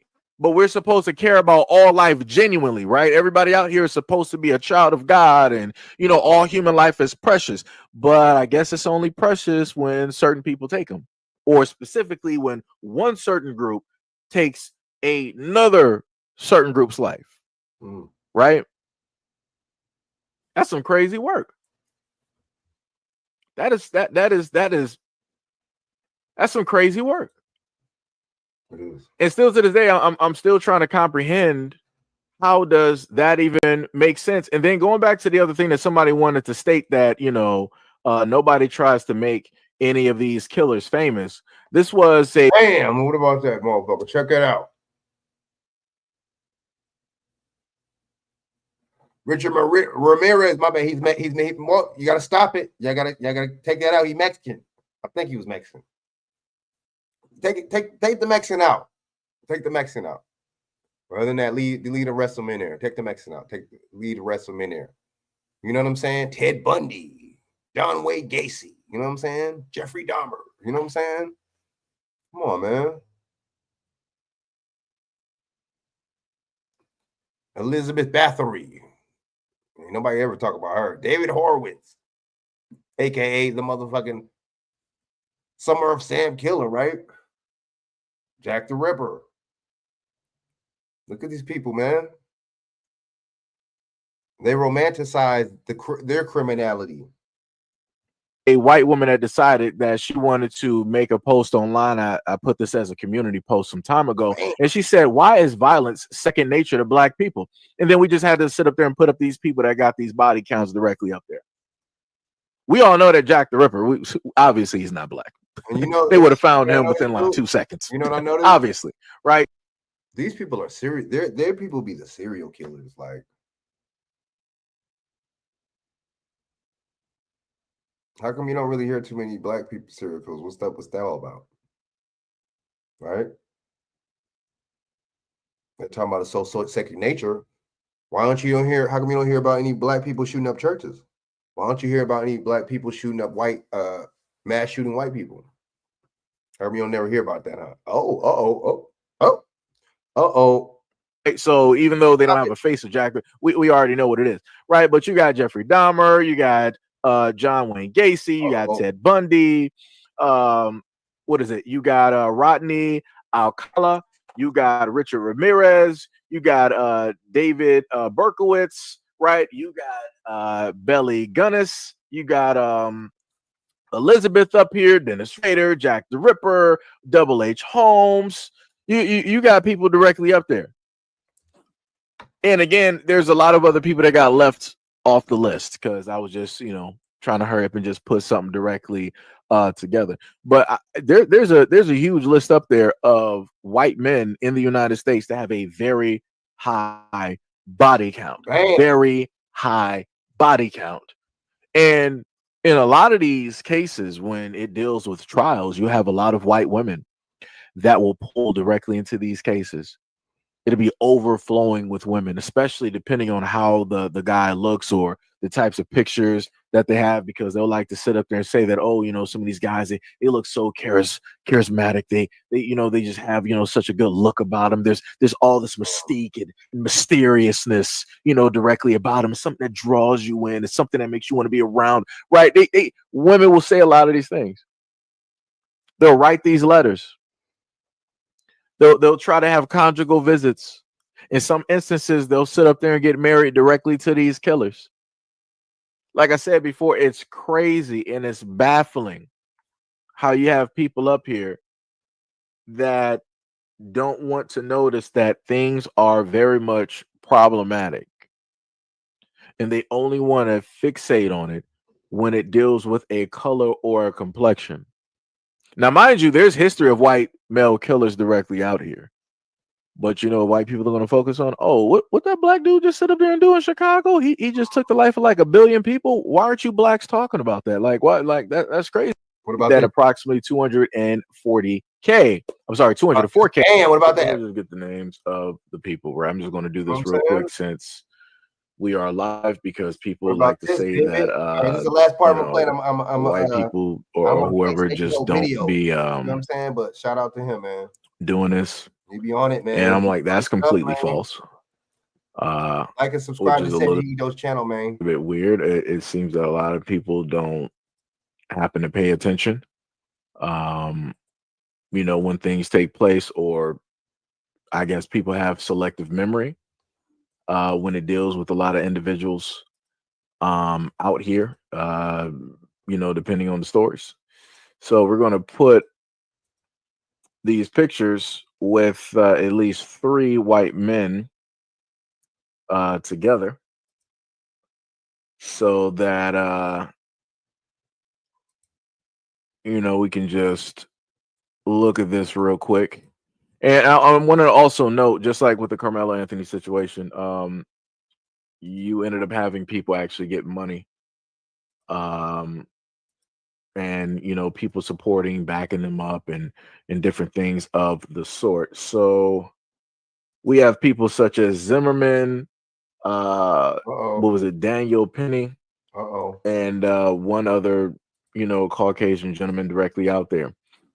And I'm like, so no, everybody forgot about that, huh? I gotta make sure to put pictures up here, because people be forgetting.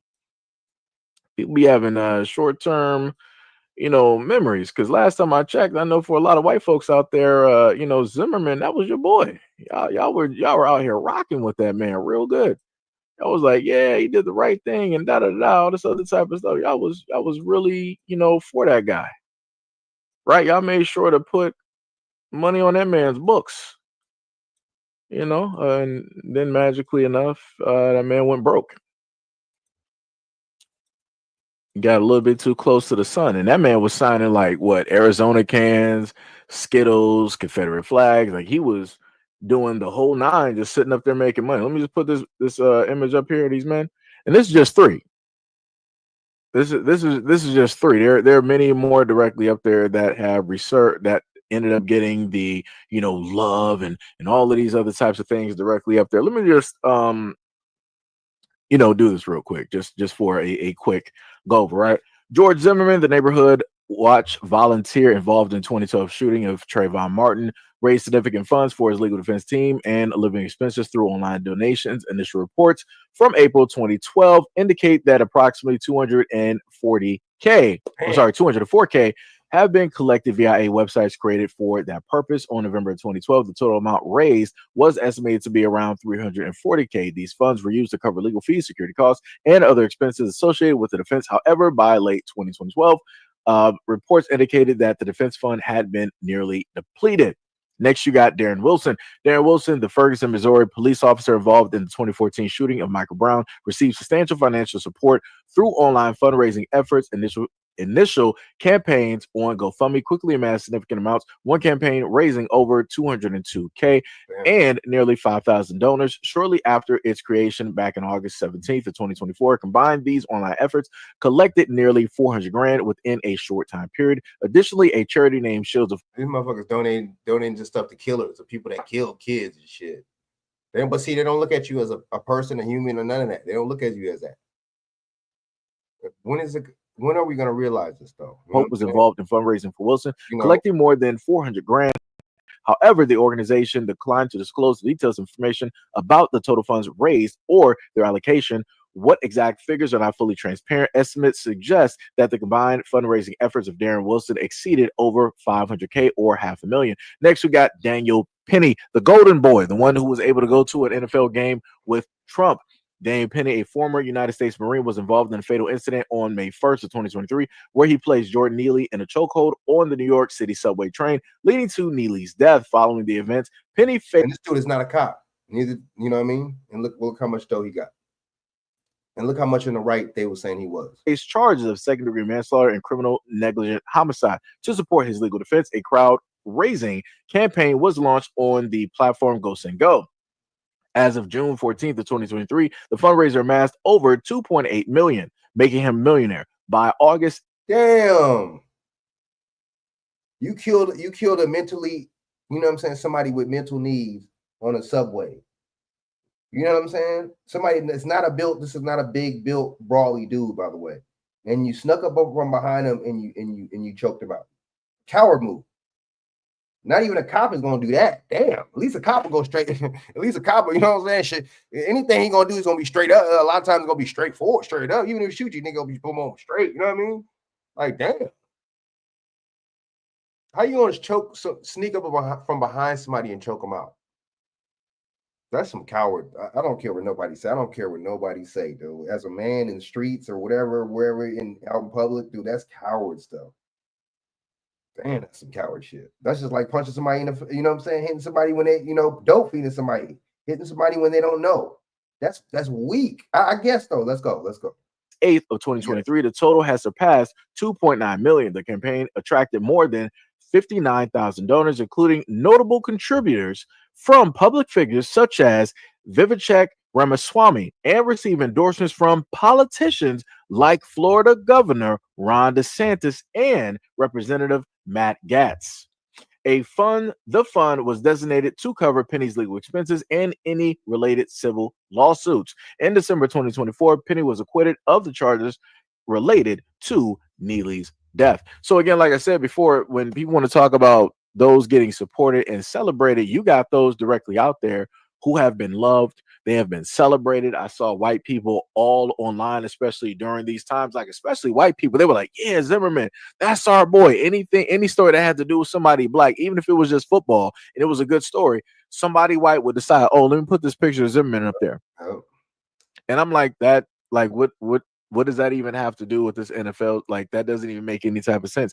But like I said, these are the things that I would see. And I'm probably on social media more than a lot of other people. And I remember a lot of these instances that would specifically take place, and how it is that white folks online would decide to talk about these instances and praise these dudes, said that they did the right thing, and said that there needs to be copycats and many more white folks directly out there to copy what it is that the guys in front of you, the things that those guys have. All right, my bad. I didn't play a lot of his video, man. Shout out to Seji Ito, man. Salute. Man, that was a good compare and contrast, man. I'm gonna play the what's name right now. Shout out to Seji Ito. I'm gonna play the other video about the case and what's name, Case and Gendrick. We're gonna play a little bit of that. Get y'all familiar with that, man. And I'm gonna play a couple more videos and I'm out of here, man. You know what I'm saying?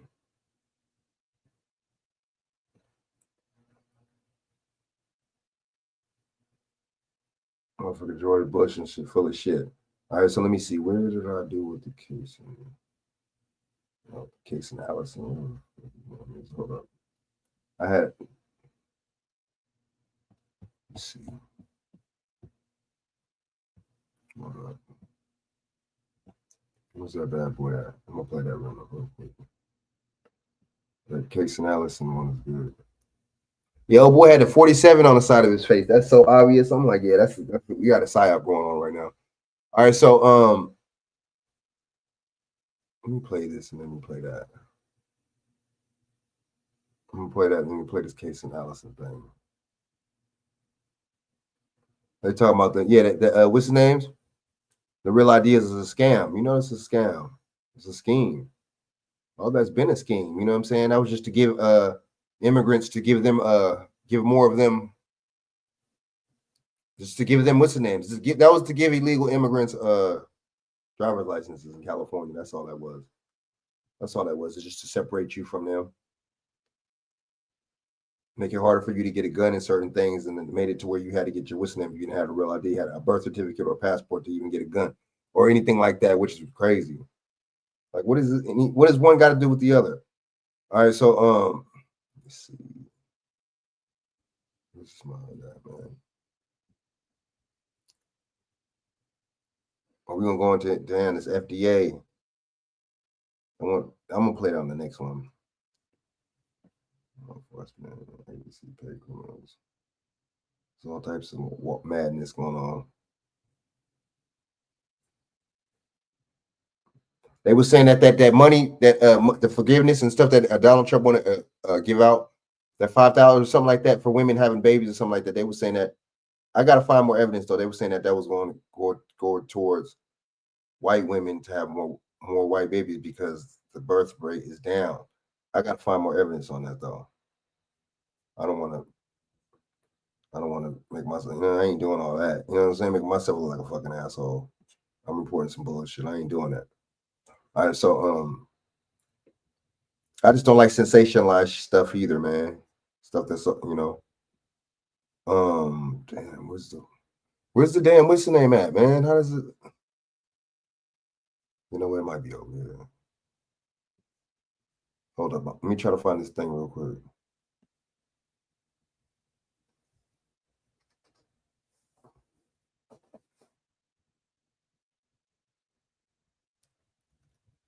Did I play it? I don't think I did play it.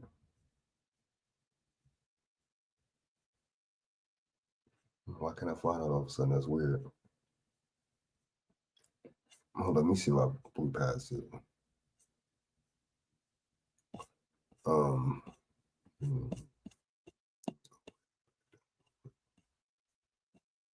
Let's see.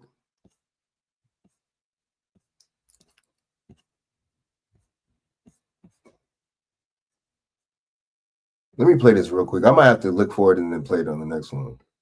I'm gonna play this one though. Shout out to what's the name? Shout out to Runaway Slave. My thing is like when cats, post stuff like this and they come off on YouTube and these platforms and say stuff like this. My thing is, so what if how many DMs does he get? You know what I'm saying? And for people wanting him to help him with their pay, make a page for him. I don't understand.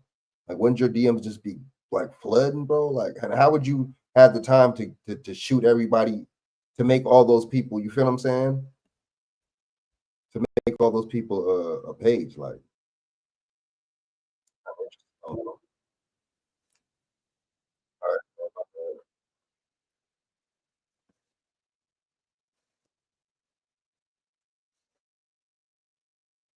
Service is in the description of every video. We also have the Runaway Slave store, link in the description. Go grab yourself a souvenir or something. You just stay where you at. I don't have one. Just don't walk up on me. I told you that. Don't do it. Don't do it. Don't do it. Yes. Nah, I'm already good, but you just stay where you at. All right. Have a good day. What's wrong with him? Yup, people, there you go. A violent, racist, white American. A day in the life of a black person. These are the things that we encounter while we are out and about. Now, people, we know by now, American culture, racism, hypocrisy is baked into the culture. Okay, there are a lot of guys in America, racist white guys, they call themselves patriots a lot. We got other coconut bootlicks like these guys, the Hodge twins, Anton Daniels, Officer Tatum types. These people who have a lot to say when it comes to being critical of black people. But I noticed that These so-called patriots are very silent about the people from within their community that tried to push the commander-in-chief, their commander-in-chief, that they hold in high regard. They tried to get Trump out of here. They're very silent about this. And they're silent about this because these are their people who come from their community. There were actually 2 white American men who were there trying to get it done. Guns in hand, one let off the rounds, okay? 2 of them. And then just recently, we have this aspiring white American teen who had plans to do it. He wanted to do it so bad that he said that he has to fund what he wants to do. So he went and took out his mom and dad and lived in a house with their bodies for so long that they decomposed beyond recognition, okay? And these hypocrites and these shine-bone buck-dancing coons, they got nothing to say. White American violence is baked in the culture, okay? No need for horror movies and fictional characters like Freddy Krueger and Jason when you got people like Timothy McVeigh, Jeffrey Dahmer, the Bayou Strangler, so many others, man, so many others.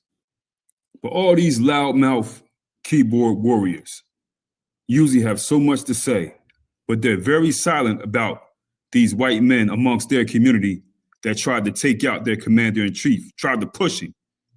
We got this guy, Thomas Matthew Crooks here. Thomas Matthew Crooks from the white American community in the state of Pennsylvania, 21 years of age, should have been in the military or something, doing something with his life. But instead, he said, I'm gonna go out here and try to push President Donald Trump. He tried it while he was campaigning, so he wasn't the president at the time, okay? That was in July of last year. They went to Butler, Pennsylvania, where he's from, and this guy, Thomas Matthew Crooks, he's sitting up on a rooftop with an AR-15, letting off rounds. Wounded Trump's ear, okay? Killed another person who was out there and critically injured 2 others. But he was eventually sniped out. He was sniped out. But look how evil that is. What about the people that he killed that were out in the crowd? You know what I mean? Another psyop. My bad. How did he get on that building? Nobody seen him get on that building. Nobody seen him with any of the what's the name? With the little box and the gun. Like, come on, man. Nah. You know. And the building he was on was a building owned by BlackRock, and it was a bunch of BlackRock employees, and there was a bunch of police inside the building. Wow.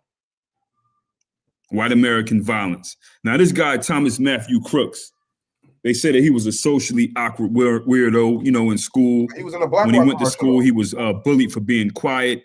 He was a magnet for mean kids and bullies. So he was he was so awkward, and he's to the point where he was in a commercial. Wow. He was so shy, but he was in a commercial. Wow. A BlackRock commercial. Sounds like a shy guy, huh? Because they say he had horrible body odor. He wore hunting clothes to school. He was quiet. You know, that type. That type. Now we got this dude, Ryan Wesley Ralph, okay? This dude right here is about 59 years of age, white American man, right? He's from North Carolina originally, but he lived in Florida. And I guess that's where he figured he can get that off when he tried to go ahead and attempt to do his thing at some Trump International Golf Club tournament that Donald Trump was at down in West Palm Beach. That's when he said he's going to go ahead and try to execute his plan. It didn't work out for him, but he tried. This just happened in September, people. Tried to hit him when he was golfing. He's sitting back in the bushes with a rifle, you know, could have got a good shot off. But this is the second dude that was in the BlackRock commercial. He was in another BlackRock commercial. But my thing is, how did he even know that Trump was golfing at that time? How do you even know? How do he knows the schedule? How does that work? Secret Service found him, seen him, come on, man. Let off a shot on him. Didn't push him, though. Didn't push him. And he was arrested. He was charged with multiple federal crimes, attempted assassination of a presidential candidate, because at that time, he still was a candidate, okay? Well, this guy right here, this Ralph guy, Ryan Wesley Ralph, he's a regular American white guy from Greensboro, North Carolina. Hell, this dude even attended HBCU for a few semesters. He went to North Carolina A&T. Didn't graduate though, went there for a few semesters, you know. I guess that didn't piss off the white folks enough to want to do something to him for real. And he went on and opened up some businesses. He had quite a few businesses, wives, children, you know. He lived a white American life. At one point, this guy was honored as a super citizen. They gave him a law enforcement Oscar, as it's called, because he went and chased somebody down in Greensboro, chased a black man down and helped them with an arrest. You know, so they gave him an award because he ran a black man down and helped them out. This guy is a gun enthusiast, loves violence. In 2002, people, he was convicted of possessing a firearm, resisting and delaying an obstruction a law enforcement officer, and driving with a license revoked after a 3-hour standoff he had with police. So this is the things that this guy's doing. He's riding around with guns, no license, having standoffs with police. Damn. This guy had standoffs in 2002 and 2003, where he's putting his hand on his firearm when they pull him over. He's got no license. He's resisting arrest. You know, over 20 years ago, this guy's doing this. In February of 2010, he was convicted of possessing stolen goods.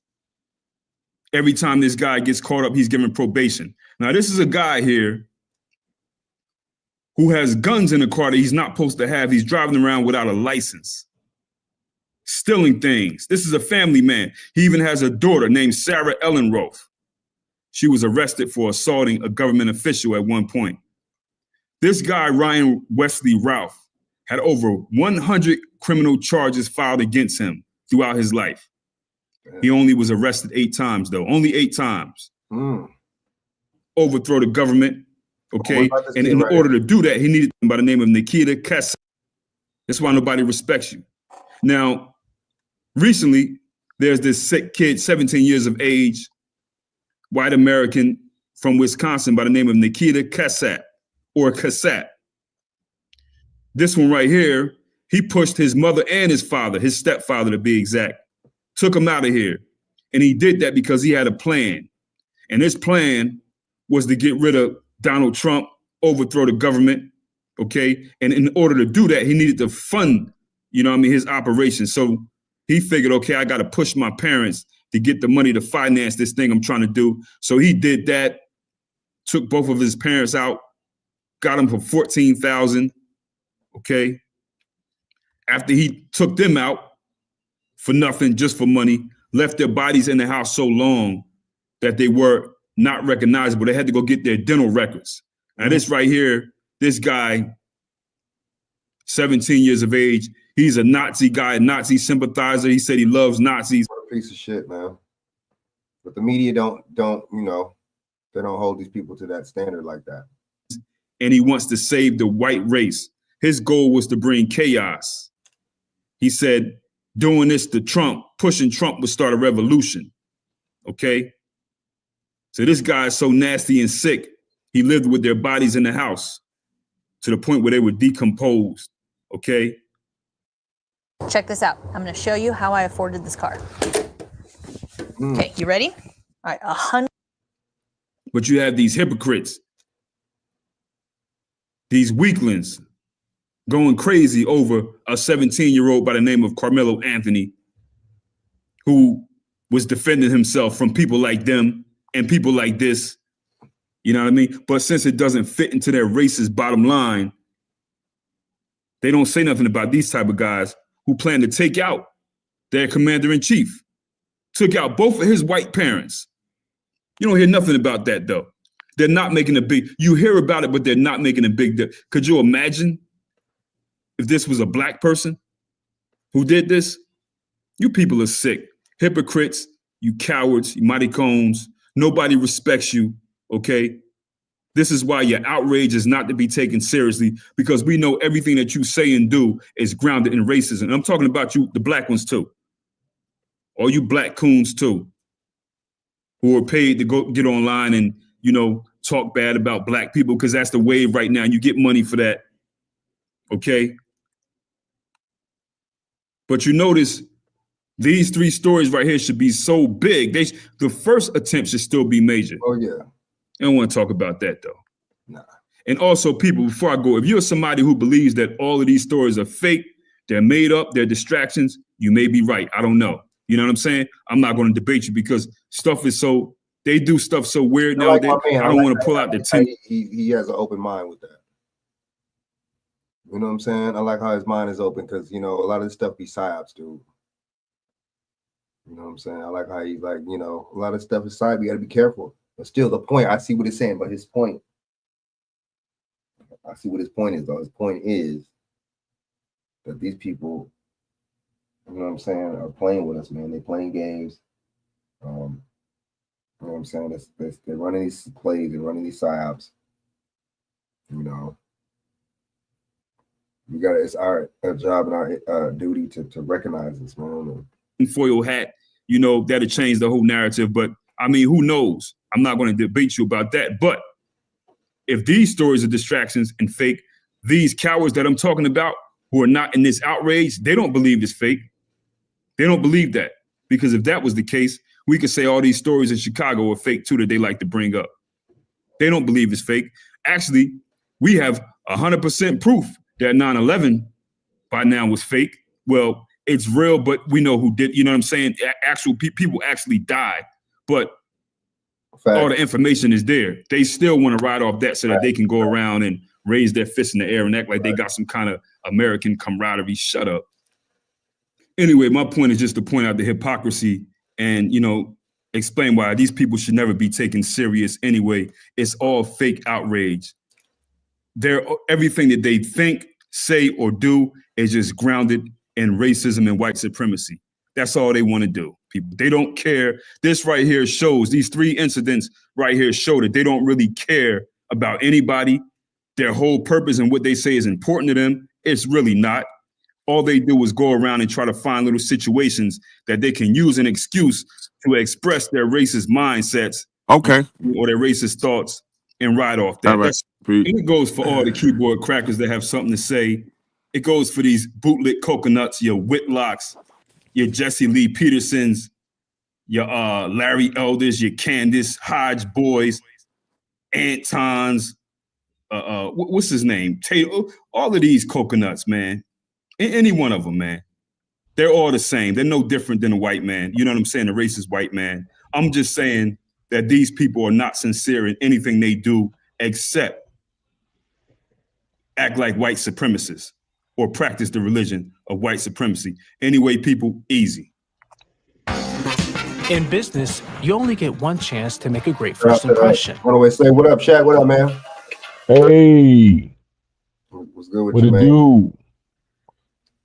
Damn, you missed a good combo with goddamn on Sakima Bay earlier today, man. Tried to tap in with you, but you probably was busy.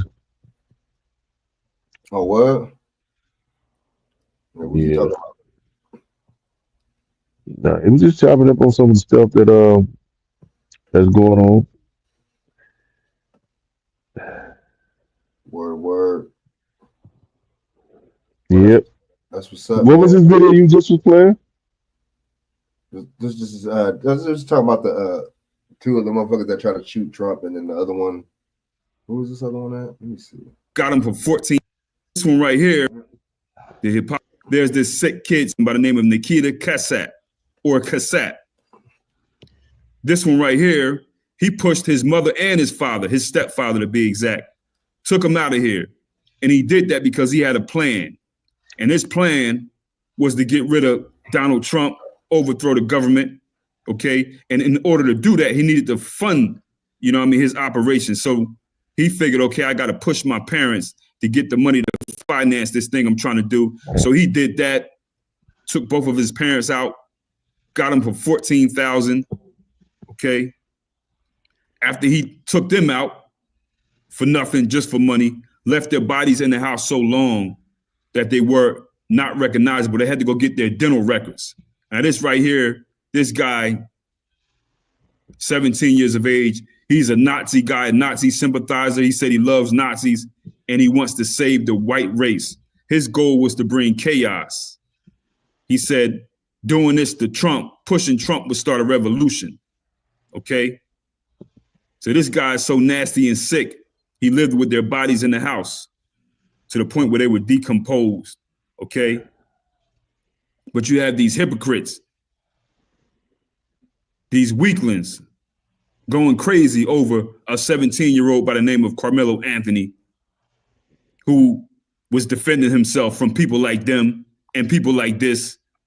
You know what I mean? But since it doesn't fit into their racist bottom line, they don't say nothing about these type of guys who plan to take out their commander-in-chief. Took out both of his white parents. You don't hear nothing about that, though.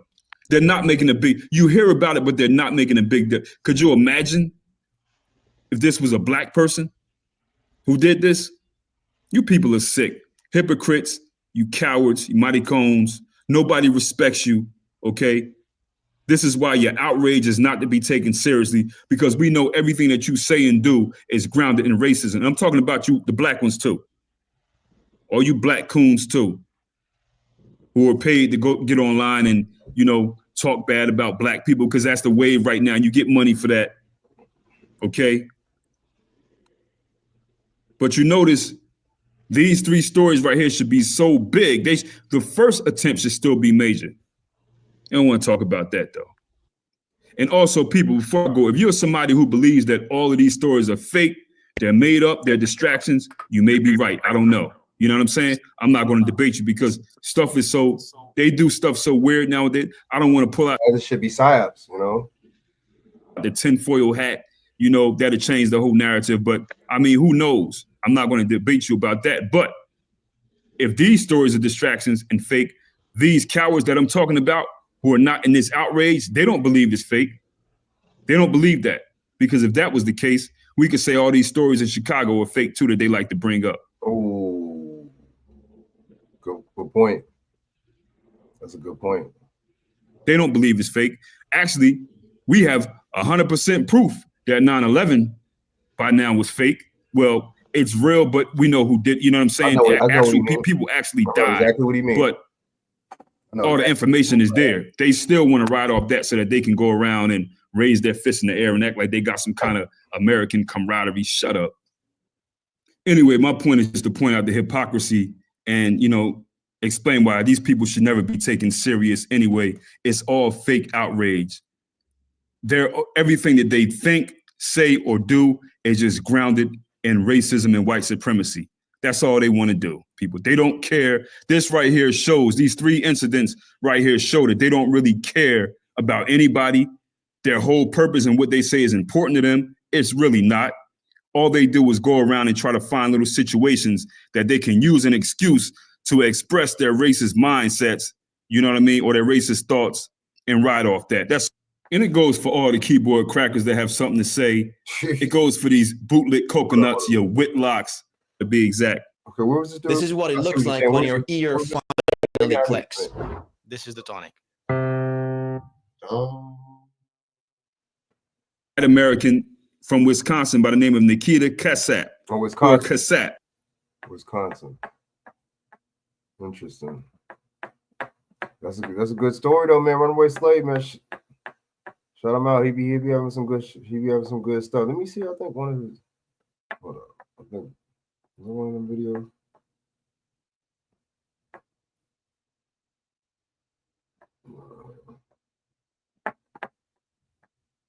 He be having some good stuff. Got him for $14,000. All right, so hold up. Let me see, man. Shout out to Runaway Slave. Check out his channel.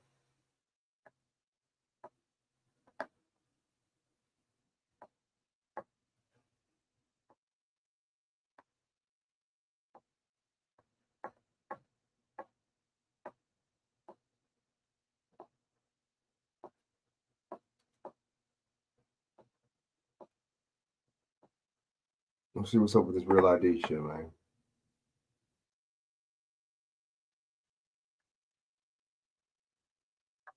like this guy.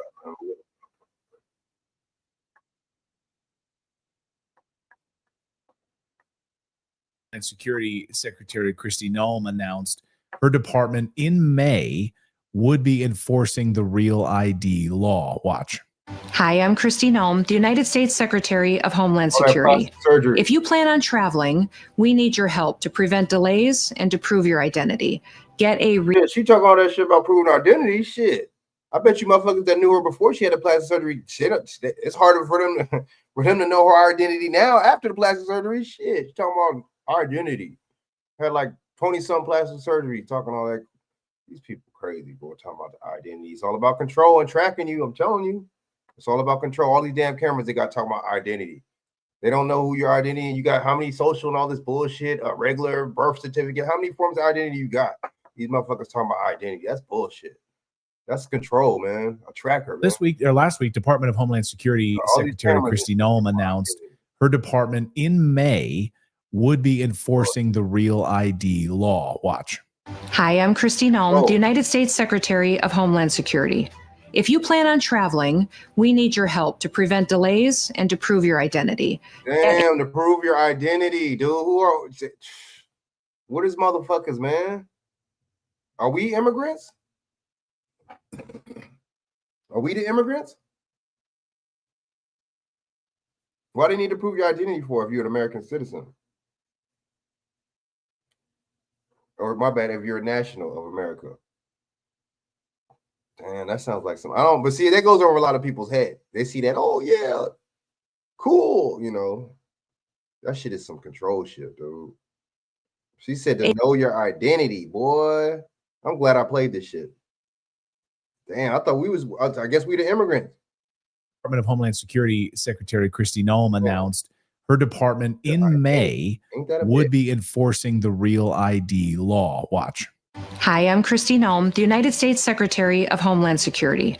If you plan on traveling, we need your help to prevent delays and to prove your identity. Get a Real ID. Starting May 7th, you will need a Real ID to travel by air or to visit federal buildings in the United States. These IDs keep our country safe because they help prevent fraud and they enhance security. Everybody that see that's what I'm talking about. These Republican motherfuckers or whoever talking about this fraud shit. That shit's a bunch of bull. That's the signal. When I hear that fraud shit, that's the signal. I'm like, okay, that just sound like a slogan. Oh, to commit fraud, bro. We got like 3 different forms of ID already. How do you not know who each and every motherfucking body is, bro? You got cameras with facial recognition. This shit is all about control, man.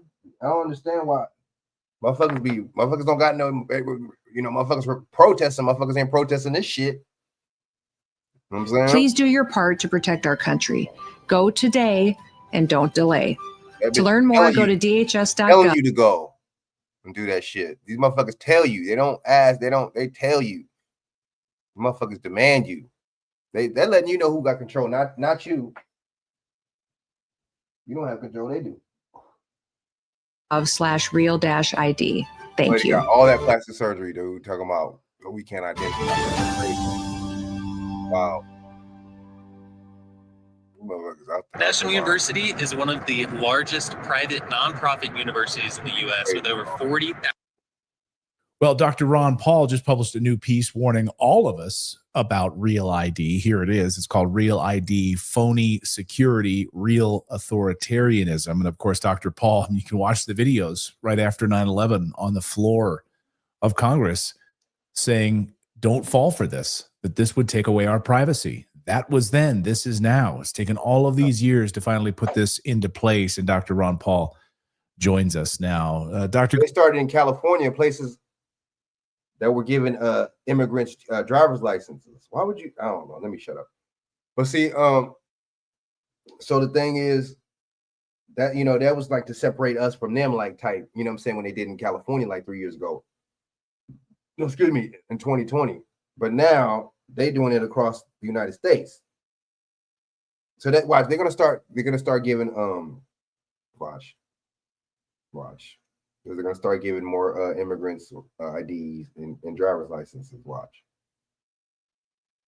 But what does fraud have to do with it? I don't just. Damn. Damn. So if I got 3 different IDs, how do you fraud? What does fraud have to do with anything? If I already have 3 different forms of ID already, and plus you have your fucking information, your phone phone information, your cable information, light bill. You got so many different ways to verify you, but these motherfuckers is crazy, man. Good to see you as always. Welcome back to the show. Thank you. Nice to be with you again. Dawson, what up? What So up? real authoritarianism. Why are Republicans are running the show? They control everything. They control the White House. They control Congress. How are they allowing this to move forward? I thought Republicans were supposed to be against this. None of See, I them don't know whether allowing is the right term. They're participating. It looks like they're doing it. But it is true, some minority group that has the handle on this and the authority to do it. They allow it to happen, and others haven't said too much. And it's just a shame.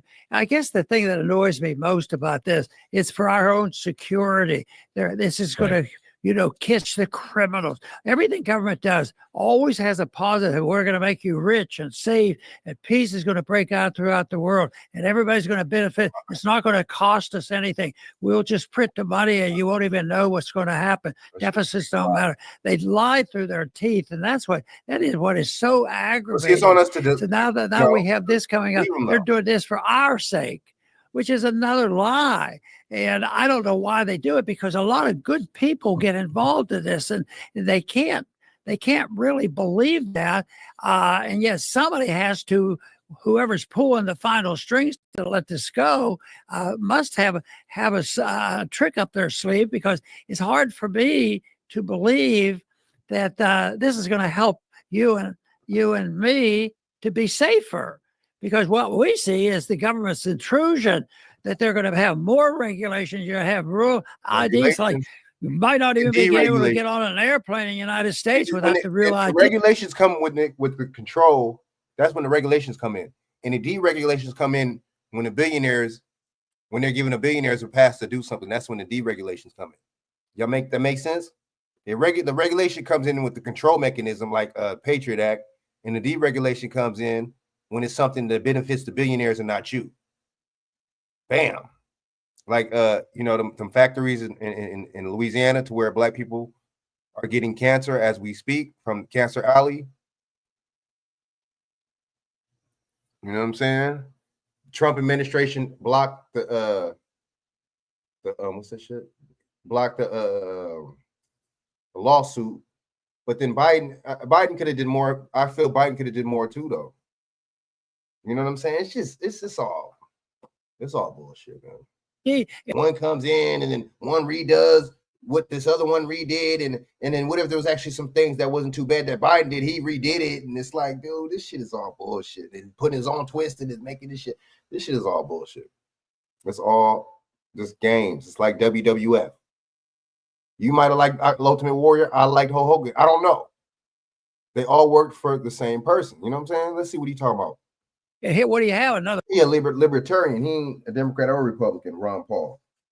I believe he's either libertarian or he's either independent. I know he ain't either Republican. I know his son Rand Paul's a Republican. A week or two to get the real ID. So it is astounding that it happens. It's astounding that Congress does it. It's astounding that people go along with it. And they went along with COVID, for a couple years, and finally they woke up and did something about it. And the people said enough is enough. But I think it's not what it is. It's not even that. It's just the billionaires make their money. That's how that works. The billionaires make all that money. You know what I'm saying? Right now, they were able to make their money, then they shut it down and try to make it seem like, oh yeah, the people spoke. Nah, man, the billionaires made however much money they could make. That's how that works. Thing is marching on because we've been persuaded that the new administration wouldn't like somebody else. How many of us would have predicted before the campaign Trump will be on our side on the real ID? But look at where we are today.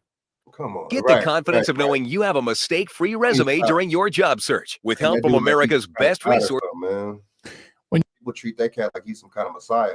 But see, the thing is, he's a businessman. There's good and bad things to being a businessman. A lot of times, businessmen will swindle your ass, and a lot of times, you know what I'm saying? Sometimes they'll sell you the good product, and then but then there's a flip side to that. Sometimes they'll swindle you. Sometimes they'll tell you what you want to hear. So I mean, oh, he's a businessman, but isn't he a Jesuit? Didn't he go to Fordham University? Isn't he that's Jesuit University, isn't it? So I mean, I don't know. I mean, I don't know, man. You know. When you say it's real authoritarianism, for our audience, we've been trying to educate our audience on the Real ID for a while now. What she said, I'm not even tripping. What she said was crazy. Let's go back real quick to what she said. That's wild. This is crazy, man. Secretary of Homeland Security. If you plan on traveling, we need your help to prevent delays and to prove your identity. To prove your identity. Like, I thought we weren't immigrants. I thought we were from America. So that's how they doing American citizens? Like, damn. That's crazy. That's how they doing us? That's wild. That is wild. Hold up, y'all. She said to prove your identity. So we got to. So let me get this straight. So they're giving the immigrants databases, and they make sure they're trying to prove their identity and put them in a database. But American citizens are doing the same thing. They want to do the same thing with you. Why do they need to prove your identity if you're an American? Something don't sound right with this. Get a real ID. Starting May 7th, you will need a real ID to travel by air or to visit federal forcing you to do it. Buildings in the United States. These IDs keep our country safe because they help prevent fraud and they enhance security. Please do your part to protect our country. Go today and don't delay. Authoritarianism for our damn. Wow. All that plastic surgery she had though. You couldn't even tell who she is. But she want to know. That's crazy. Our audience, we've been trying to educate our audience on the Real ID for a while now. And I don't know that we're doing a good job of it. I hope we are, but you know, maybe our audience is aware of this. But if anyone watching right now doesn't understand what this thing is, can you explain why this is phony security and real authoritarianism? It's just an ID, Dr. Paul. It's just, you know, just go along with it. It's just an ID. Yeah, but all they want is the control and power over the people. Didn't I just say that? People, so they're working for an opposite type of government than most of us. And I think the majority of Americans would, if you just put them up on the issues and not isolated and have it, you know, shoved down their throats, most of them would just say, no, I don't like the government to do this. But they either feel helpless or they don't understand it and they get by and it gets bigger. But very often they fall into that. Oh, you know, maybe it does make sense. Maybe if we have this and they're taking, taking advantage of the opportunity of a lot of bad people that came into our country. You know, they came in. I thought it was so bad. I thought it was an invasion and not a benefit. But it wasn't an excuse to ignore the safety. They say, well, this will help make us safe from those bad people who are coming in here. And if they don't have the real ID, but you know, they don't remember that 9/11. You know, they didn't have a real ID. They got on the airplane and they used their own passport. Which it was. Come on, let's not go with that narrative. But it's just all about control. And let's see, you know, look at the name, Real ID. That lets you know this is a fake scenario. You know what I'm saying? This is for real control. That's what it is. What is so significant about an ID, bro? Like, you already got 3-4 forms of ID already. These people, I mean, people want to go right along with it, though. You know, and this is the last video I'm gonna play. Is when we're gonna talk about this. See, they're you know, I mean, you want to protest Trump or whatever, you know what I'm saying, do what you feel, but at the same time, you got these people protesting, and they're protesting for immigrants, which, okay, you know what I'm saying, if they're wrongfully, that's messed up. If they're wrongfully, you know what I'm saying, detained or whatever, and deported, whatever, okay, that's messed up. But at the same time, why is there more urgency and more smoke for non-citizens than there's more smoke for American nationals? Because I mean, the due process system is messed up for American citizens every day. Every day Americans don't get due process. Every day people get taken in, detained, arrested without even getting Mirandized. So I mean, weren't they trying to take the Miranda away last year or something, a couple years ago? So I mean, come on. I mean, what are we talking about here? You see what I'm saying? So we going hard for non-American citizens. Oh man, that's messed up. They didn't get the due process. Oh man, that's messed up, man. You know this and that. Oh man, these people are criminals. These people are man, they're not human. They're this and that, man. They're this and that. This is a violation of this right and this right. But what about regular American people? They get arrested every day that are in the system. They don't see no due process. What about that? I think that's some hypocrisy. That's some bullshit right there. That's some agenda bullshit. We're placing agendas type bull. That's some BS. I don't like that. I mean, I get it, right and wrong and everything. We right and wrong, that's cool, but I'm not feeling that. You know, these brothers and sisters, man, every day they get their rights stripped away every day. That's why, and it's funny because you know it's crazy. They make money off you, American citizen, American national. You know what I'm saying? And it's called the prison industrial complex. But yet you get a couple people that are deported, you know what I'm saying, wrongfully, and then these white liberals and all these white people make a big deal out of it. But yet a black mother that happened to somebody, and in the media, but it has happened to somebody black, whatever. You don't see these white liberals and these rights activists and these human rights and civil rights. You don't see none of these people saying anything about that. So the smart government wants all this stuff just for control. They want control of the people. They don't want any opposition. And I think I first became aware of this in the 1970s. There was the Bank Secrecy Act. Of course. Don't you want your accounts to be secret? Well, okay, if you reveal everything to the government and they'll take care of it. But the Bank Secrecy Act had nothing to do with secrecy. It was a bank taking over and fulfilling out more and more forms. And then we ended up with FinCEN, which has tremendous power and control. And they've made an effort recently to expand, just like they're expanding the Real ID.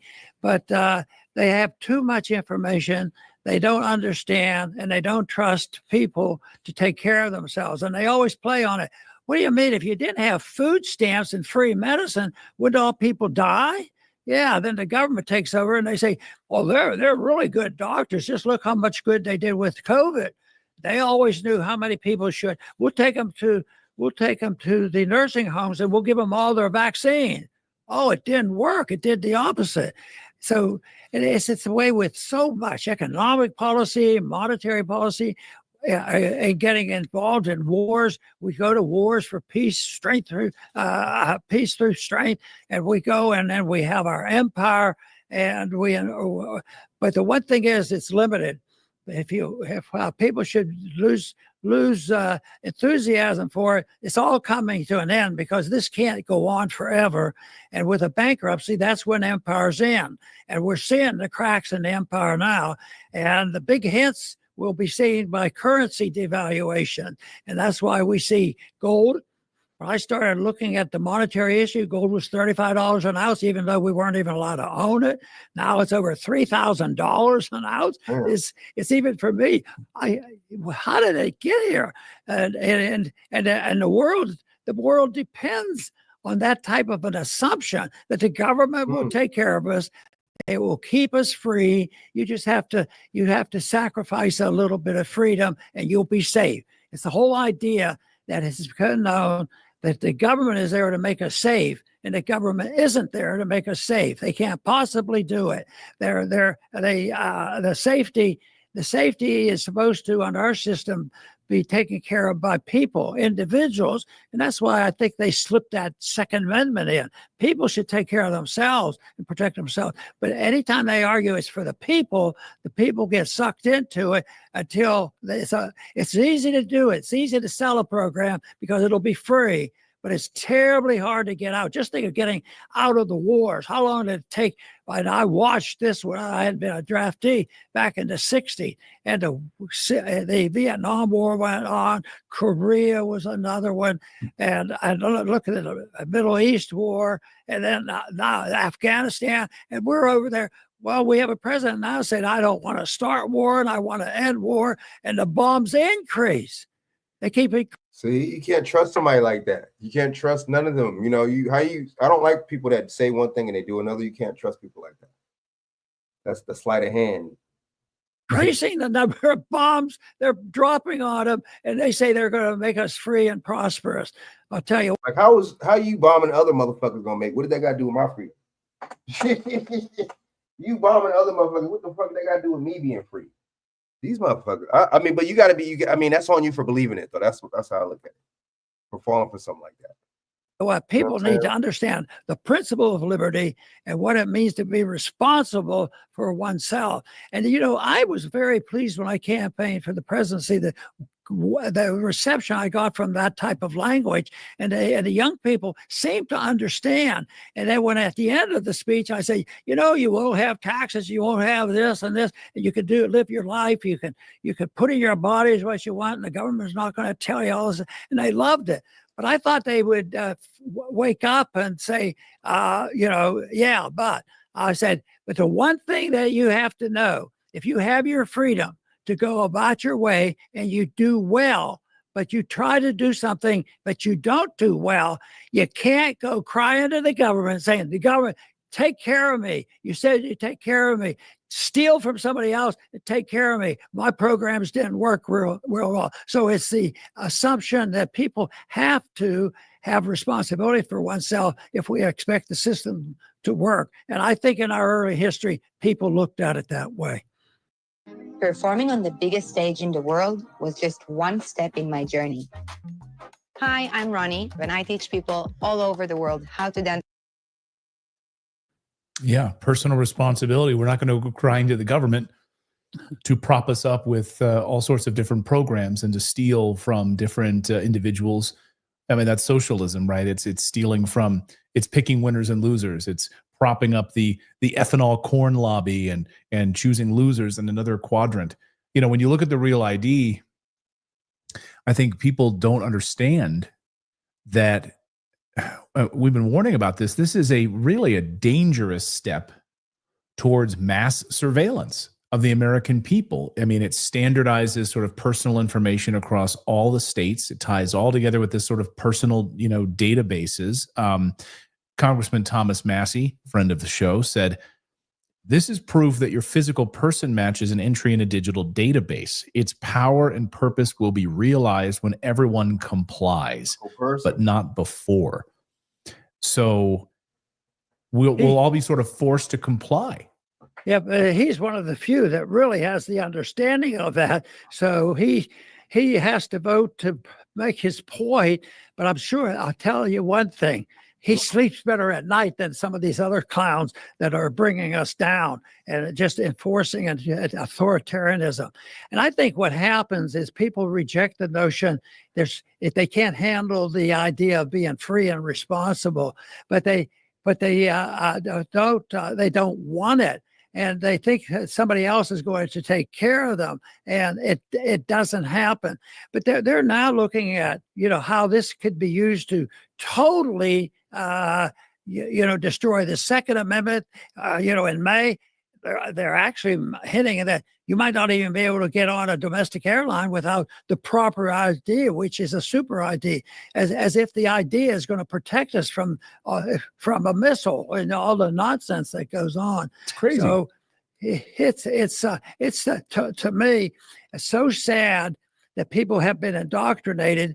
And I don't think the first half of our history, it was nearly this bad. But I do date some of these tragic trends from the so-called progressive era. You know, where the indoctrination about the economic system, the idea that you have to have secret banking and a secret Federal Reserve that can print all the money and pass it out in secret. You know, and nobody even knows with it. And then the people say, well, we have to stop the inflation, so we got to do A, B, C. We have to take over because we have to feed the people. So they come in and use it as an excuse, and they never tell them. Well, I had people come to my office with the inflation problem, and to them, inflation is anything prices to go up, it's inflation. Well, it's a consequence of inflation. Prices go up, but they come in. And I said, well, what do you think we should do here in the Congress? And they said, send more money. They don't realize that it's the money that pays, but it is the problem. So, but I blame the educational system on that. I feel like I have a pretty good understanding the difference between the authoritarian economic system versus a free market economic system. But I didn't get any hint of how the free market works from my high school classes, my college classes, or anywhere in that area. It came from the introduction to the sources that taught Austrian free market economics, and mainly the Mises Institute that has provided the information. It was also the FEE Foundation for Economic Education, Leonard Reed. He provided the education by providing the books in quiet. He did it quietly, but literally influenced thousands of people. So I think there are a lot of good things happening. I think the internet has helped us tremendously in spreading this message that we need and building up confidence in the people. When I discovered some of these things, I say, oh, this is pretty neat. They think just like I do. But what I was excited about was I discovered somebody else who already did and found out who had formulated a lot of these ideas. He's right though. The internet, I be saying that all the time, man. You know what I'm saying? Us using it in the right way, spreading this information. And shout out to Ron Paul, man. You know what I'm saying? He be spitting the truth, man. You know what I'm saying? He be on it. A lot of these people sell outs, man. Come on, let's just be honest. You know, a lot of these people ain't honest. You know what I'm saying? Just like, let me play a little bit of this real quick, man. You know what I'm saying? Shout out to this. You know what I'm saying? Fair use, the great deception, you know what I'm saying? Modern society, shout out this channel, man. All right, I'm gonna play like for 5 minutes of this, you know what I mean? Y'all see how it is, man. Cereal boxes. Chocolate flavored, gluten-free, organic, sugar-loaded, oat-based, keto approved. At first glance, it feels empowering. So many choices, so much freedom. But pause for a second. Who decided these were the cereals you could choose from in the first place? You didn't grow the grains. You didn't design the packaging. You didn't even question whether cereal was the best way to start your day. You just walked in and chose from what was already selected for you. This is the modern illusion of freedom. We're told we live in a world of endless possibility, that we can be anyone, do anything, live however we choose. But in reality, the freedom we're sold is more like a children's menu, colorful, limited, and pre-approved. Take a step back, and you'll start to notice it everywhere. Your career? You're free to choose. Between options, the system has deemed profitable. Want to be a poet? Sure. But can you survive without monetizing your art? The system whispers, be who you want, but only if it's economically viable. Even your opinions are shaped within invisible walls. Yes, you can say whatever you want until it makes others uncomfortable, until it questions the structure itself. The Overton window, the range of acceptable ideas, is narrow, but it's decorated so beautifully, you never realize you're boxed in. We confuse variety with freedom, but freedom isn't having 50 brands of toothpaste to choose from. It's having the power to question why toothpaste has become a billion-dollar industry in the first place. It's the freedom to ask, is this choice even necessary? Or is it just noise? Consumerism sells you freedom wrapped in packaging. You can pick your clothes, your coffee, your phone wallpaper, but try stepping outside the unspoken rules of success, beauty, or productivity, and watch how quickly that freedom vanishes. The system smiles while handing you 1,000 flavors of the same idea. Conform, but feel like you're choosing. Think about social media. It promises you a platform, a voice, a digital stage to express yourself. But that voice is guided by algorithms that reward conformity, outrage, and superficiality. Say something real, and you might get buried. Post something trendy, and you might go viral. It's not expression, it's performance. Even rebellion is packaged now. Want to feel like a nonconformist? Great. There's a brand for that. There's a hoodie, a playlist, an aesthetic, and a hashtag. Modern rebellion often looks more like a marketing campaign than a movement. And here lies the most dangerous part of the illusion. You feel like you're free. You walk through life feeling like you're in control, never realizing the lanes were drawn long before you arrived. The illusion works so well because it rewards you just enough dopamine, just enough success, just enough applause to keep you from asking, wait, is this really freedom? True freedom isn't about infinite options within a limited box. It's about seeing the box. It's about stepping outside of default modes and asking, why do I want what I want? Who benefits from my choices? That moment, when you start to question, really question, is when the spell starts to break. Because the greatest deception of modern society isn't control through force, it's control through illusion, through the comforting lie that you are already free. But real freedom? That begins only when you stop mistaking the menu for the meal. Picture this. You wake up, check your phone, scroll past a motivational quote. And here we are. Aren't we nervous about presenting in front of the entire team today? Nah. You have the same 24 hours as Elon Musk. Suddenly your mind starts racing. Emails to reply to, tasks to check off, goals to chase. You feel behind, even before brushing your teeth.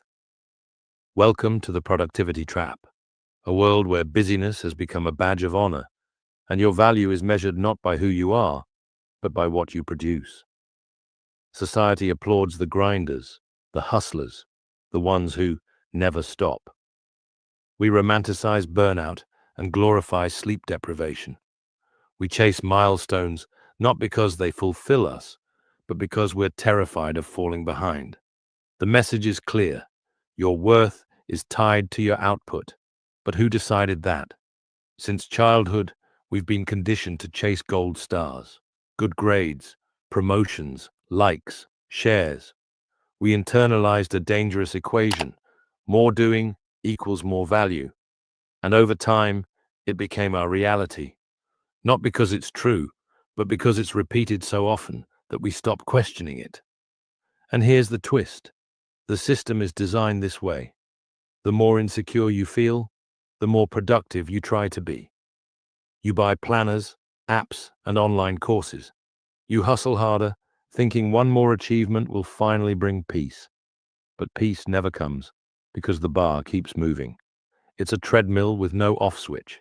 Even leisure has been hijacked. Reading a book? Better make it self-help. Going for a walk? Track your steps. Doing nothing? That's laziness, unless you can rebrand it as mindful recovery. We've forgotten how to exist without a purpose, without an agenda, just exist. But the truth is, you are not a machine. You were never meant to operate at maximum efficiency every hour of every day. Nature doesn't bloom all year long. Why should you? Productivity culture masks itself as empowerment. But in reality, it often reinforces a quiet slavery, one where you willingly chain yourself to tasks, convinced you're free, where rest becomes guilt, and stillness feels like failure. This isn't just a mental trap, it's a psychological identity crisis. We're not addicted to work, we're addicted to being seen as useful, to being validated. But if your entire identity is built on being productive, what happens when you stop? Who are you when you're not doing? Here's a radical thought. You are already enough. Even when you do nothing, even when you're still, you don't have to earn rest. You don't have to justify being. Existence is not a performance. You are not here to meet a quota. The most revolutionary act in a world addicted to hustle might just be doing nothing on purpose. So the next time your mind whispers, "You're not doing enough," answer it gently. Maybe I'm doing exactly what I need to. because freedom isn't always loud. Sometimes it's the quiet moment when you realize you've stepped off the treadmill and the world didn't end. Who are you? It's a simple question, but try to answer it and watch how quickly your mind reaches for labels.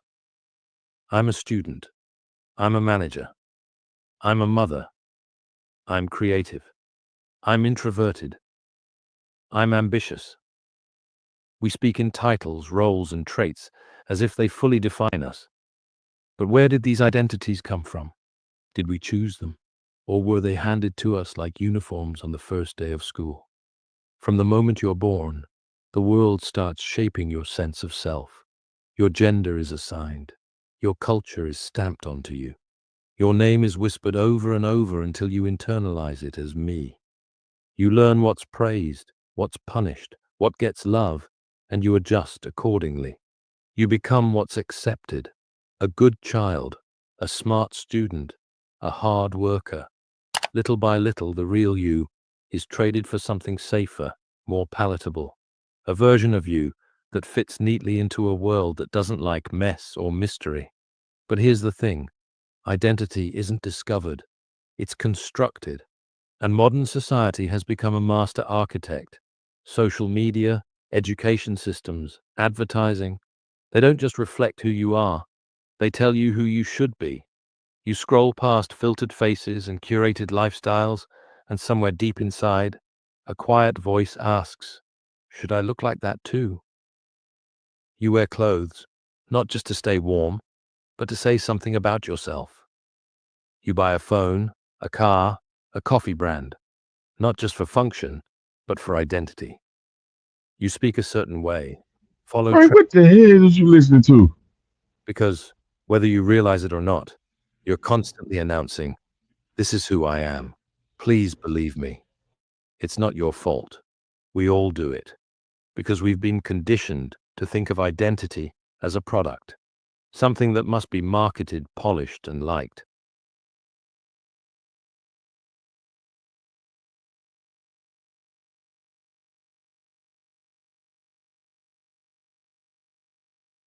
In a world driven by algorithms, your sense of self becomes content. Every photo, every status, every story is part of the performance. You're not just living, you're curating a narrative. But what happens when the performance becomes the reality? What happens when you've played the role so well, for so long, that you forget who you were before the script, before the mask? Here's the unsettling truth. Most people never meet their true self. They live and die inside roles crafted for survival, not authenticity. They confuse who they are with what they've been told to be. But every now and then, maybe during a moment of solitude, maybe in the middle of a breakdown, the mask slips.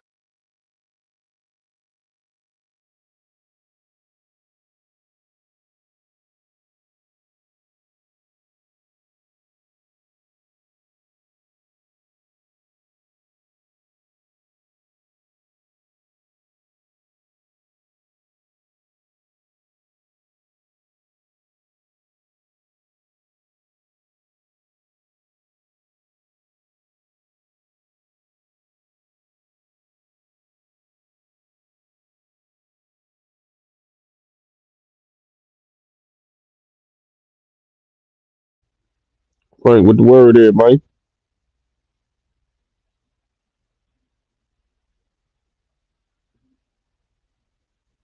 I'm about to play this little video right now. Hold on.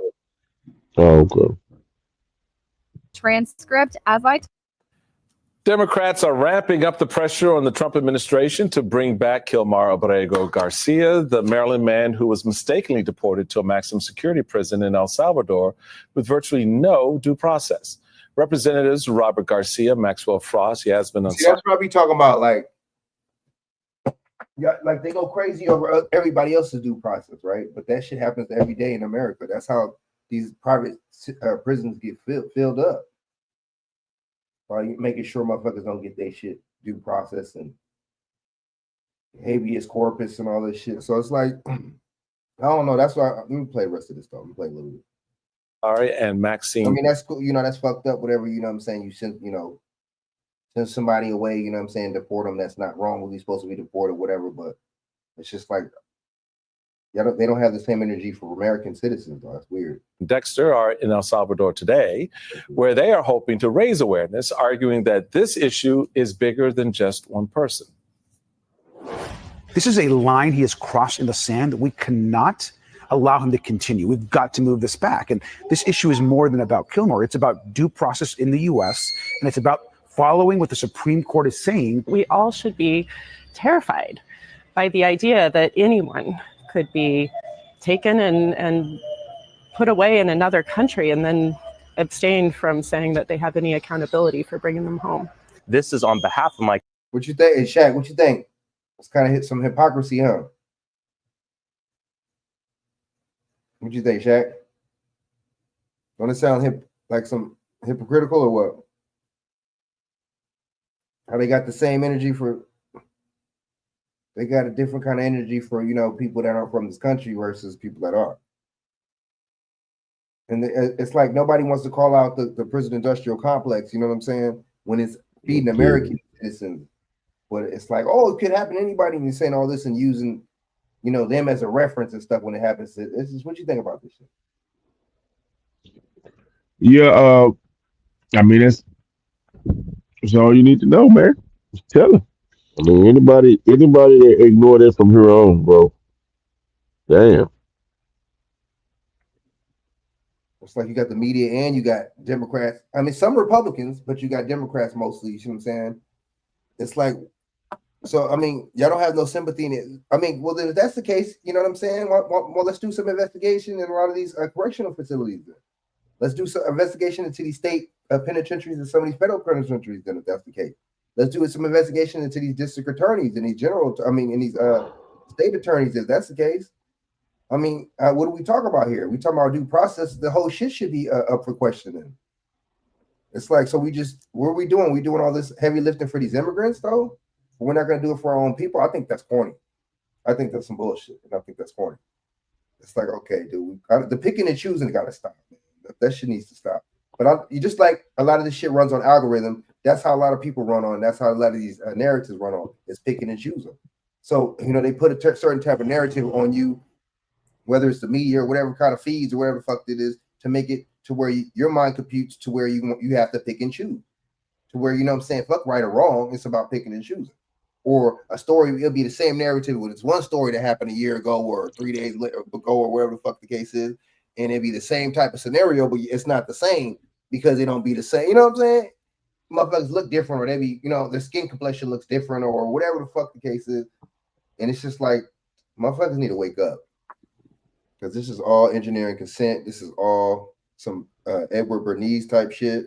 This is some old programming, prison industrial complex type shit. You know what I'm saying? And you know what I'm saying? The thing is, it goes to the military industrial complex because Obama and motherfuckers like that, all these motherfuckers gave, especially Obama and them gave the police military style weapons and armor and shit like that. So this all like plays in and goes in together. You see what I'm saying? And really though, it's like to where the police are damn like the damn army and the military, because when they shoot and kill or do something to a regular, normal citizen, you see what I'm saying? Yeah. You feel me? When they shoot and kill a normal citizen, it's just like, well, shit, damn. It's like they gave them the jurisdiction to do that. So that, I mean, this is crazy, man. You know what I'm saying? But I mean, I just think it's kind of a double standard, like. Constituents. I'm not the type of legislator to wait till something gets to the point where it's so bad we can't do anything about it. Now's the chance. Now's the time to take a stand and say this is not right. Those lawmakers were hoping to meet with Abrego Garcia as well as some of the others who were detained.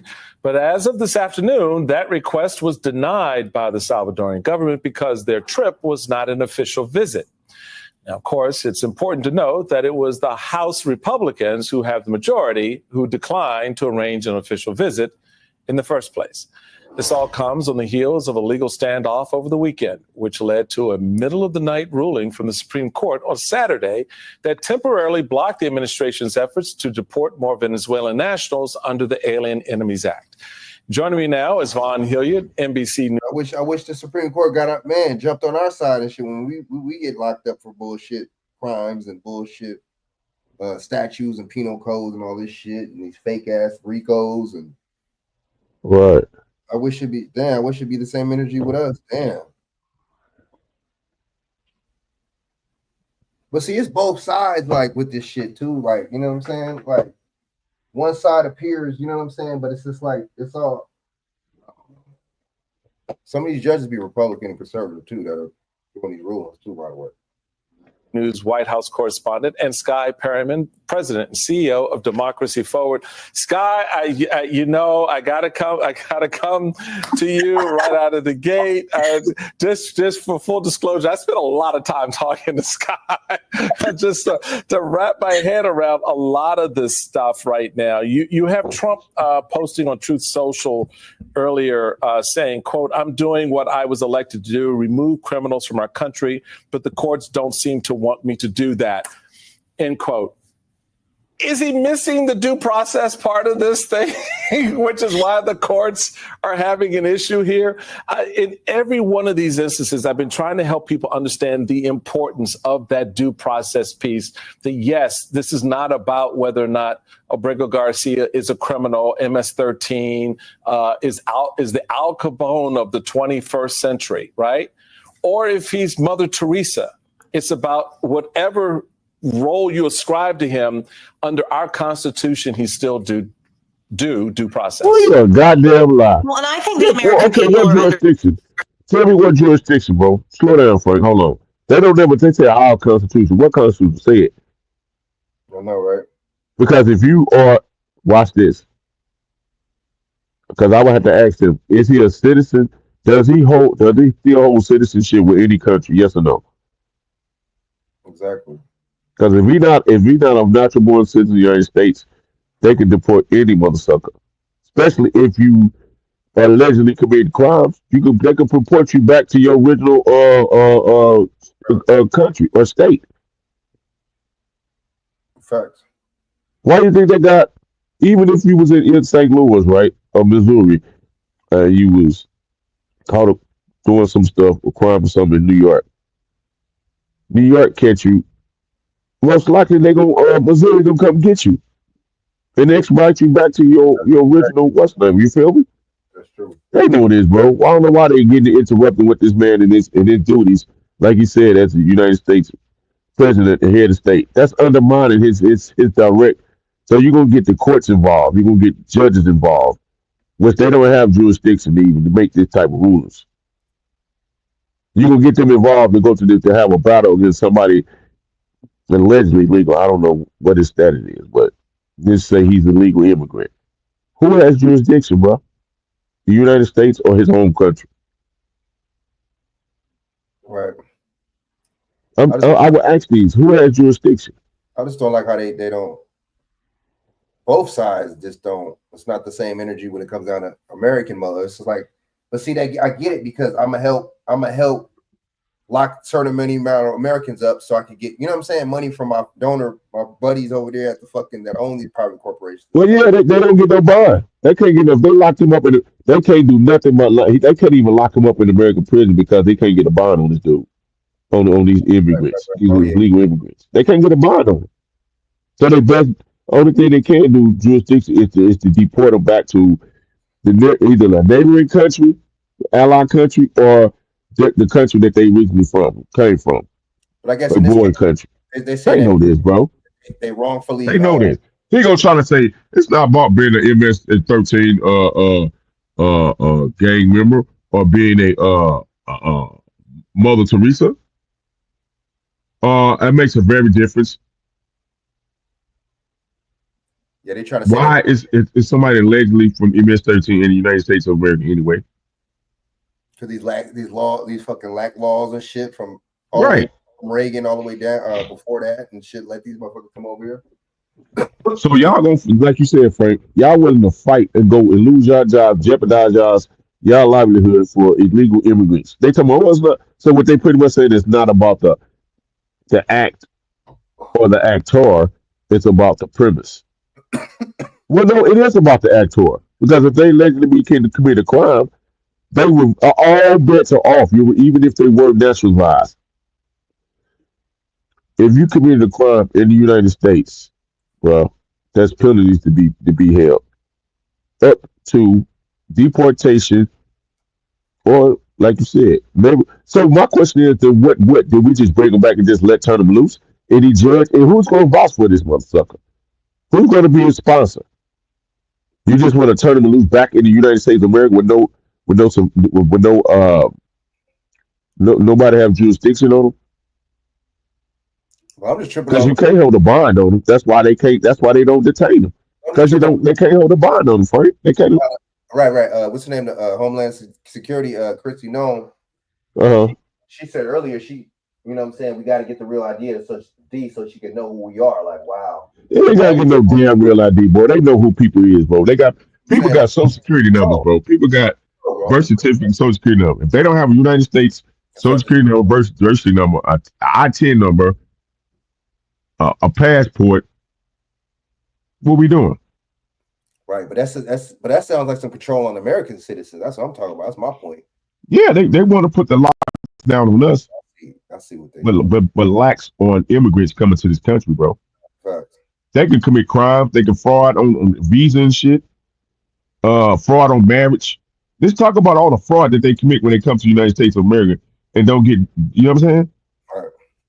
Lying on federal documents, state and federal documents, frauding, coming up with an alias. You can't find these people. How you gonna find them? If come on, man. They full of BS, bro. This is see, instead of them trying to fix the country, they out here with the bullshit. And so much infrastructure need to be done. Facts. And this is what they do. They spend half their time delegating over bullshit instead of getting the internal job done. Let the federal handle the external, the foreign shit. You feel me? That's their job to hurry the foreign nationals. The federal controls that. That's their whole duty. It's federal and domestic, but mainly federal. I mean, foreign policies, foreign nationals, and foreign aliens. They have jurisdiction over that. I mean, they can give and take. What's the name? Privileges. If you're not following. Oh shit! Hold on. Understanding that, which is why you're seeing so many people pushing back. You're even seeing folks like Joe Rogan saying that he has a concern about what's happening in this moment. This is a situation that should concern all of us. And the president has forgotten the due process part, but I think he's also maybe forgotten the law enforcement part. If he was confident, of course, that people had committed crimes, that people did not belong in the United States, there are a range of lawful immigration enforcement mechanisms that this president can use. But he has not wanted to do that. He's wanted to Y'all don't see. They don't explain nothing, Frank. They just say a whole bunch of words from the country without process. That is something that we saw Judge Harvey Wilkinson, who is a judicial conservative on the Fourth Circuit, talk about last week in an opinion, a very moving opinion about the states. It is something that you've seen 9 justices of the Supreme Court earlier say people can't be removed without process. And then, of course, over the weekend, late into Friday night, early Saturday morning, you see the Supreme Court having to. Well, they never said anything about Obama when all these other people deport people, because bro. this is an administration why, that is not respect. What did you say? Tell me why we never had this problem when somebody else been deported before in the past. All of a sudden now they care so much about illegal immigrants being deported out of the country.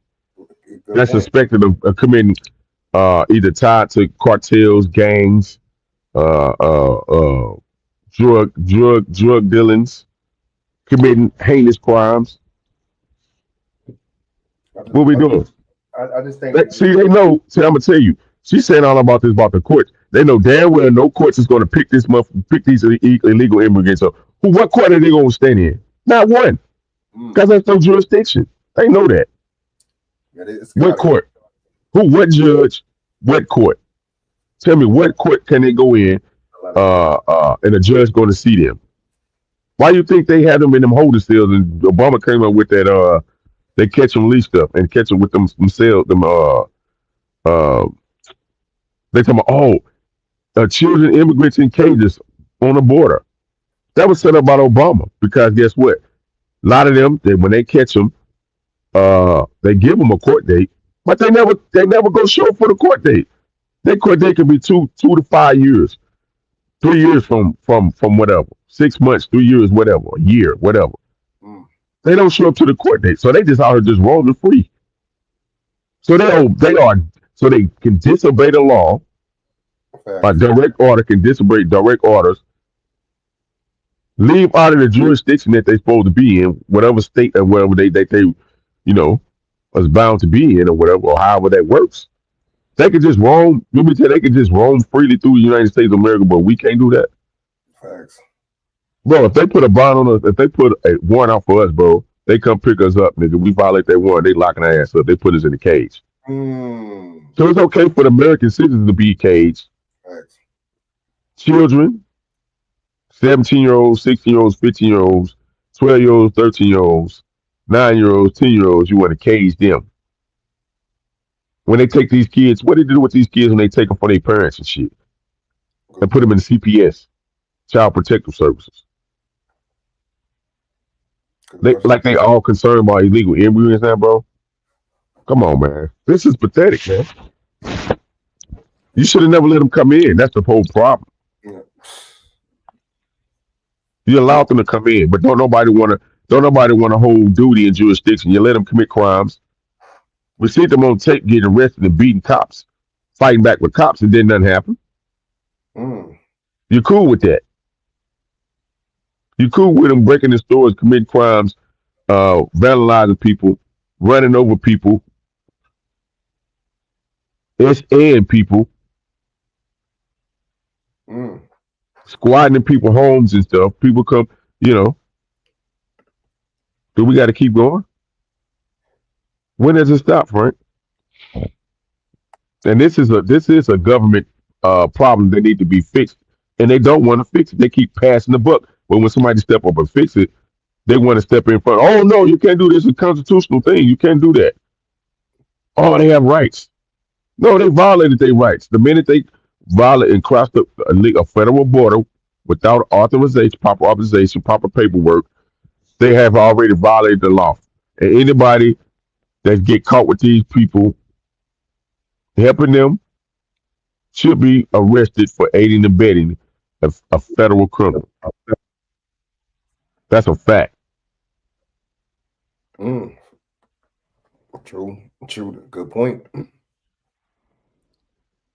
Respecting the rights of people, and they're not respecting the rule of law. So, Vaughn, you have an interesting little moment with respect to this delegation that's down. The Democrats are down there. I just want to recall, as I know you covered it, Republicans had their own official delegation that went to the country last week to visit the notorious maximum security prison and express their support for Trump's deportation policies. And yet you have... but aren't black men getting killed in upstate New York prisons, though? Still getting killed up there, Frank. Nobody ain't talking about that, huh? By CEOs. Nobody ain't going to go visit for that. Yeah, no Democrats went up there. Cory Booker didn't go up there. No congressman, no senator went up there. Yeah, man. I don't be liking stuff like that. When it comes down to us, it's just I don't like it. And they just show you blatantly, reporting that after traveling to El Salvador, the GOP was blocking them, citing the two Democrats' active hostility to his investigations of the Biden administration's border policies. Comer called the request absurd. If you also wish to meet with him, you can spend your own money, but I will not approve a single dime of taxpayer funds for use on the excursion you have requested, he wrote. Help us understand the difference. The issue is for any member of Congress, I think, Michael, right now, is the fact that this afternoon I had a conversation with Eduardo Duboyin Rawl.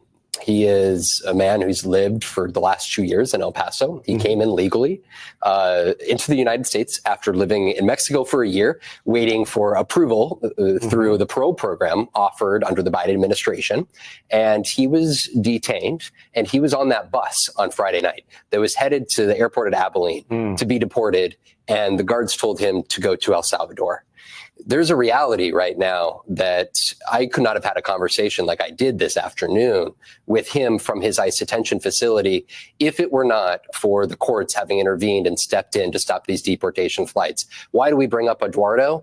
Because we can't have communication with Kilmar Abrego Garcia. We can't have conversations with Andre and others that these Democratic members of Congress are going, seeking to have conversations with individuals who were sent away from the United States. They don't have authority to do that because if they go down there and it's an international incident on the El Salvador soil, now they're gonna be have to that's it calls an international incident if they don't have the authority, proper authority to go down there and delegate for that. They stepping out of their bounds, bro. They know that. Good point. Come on, man. You are not supposed to.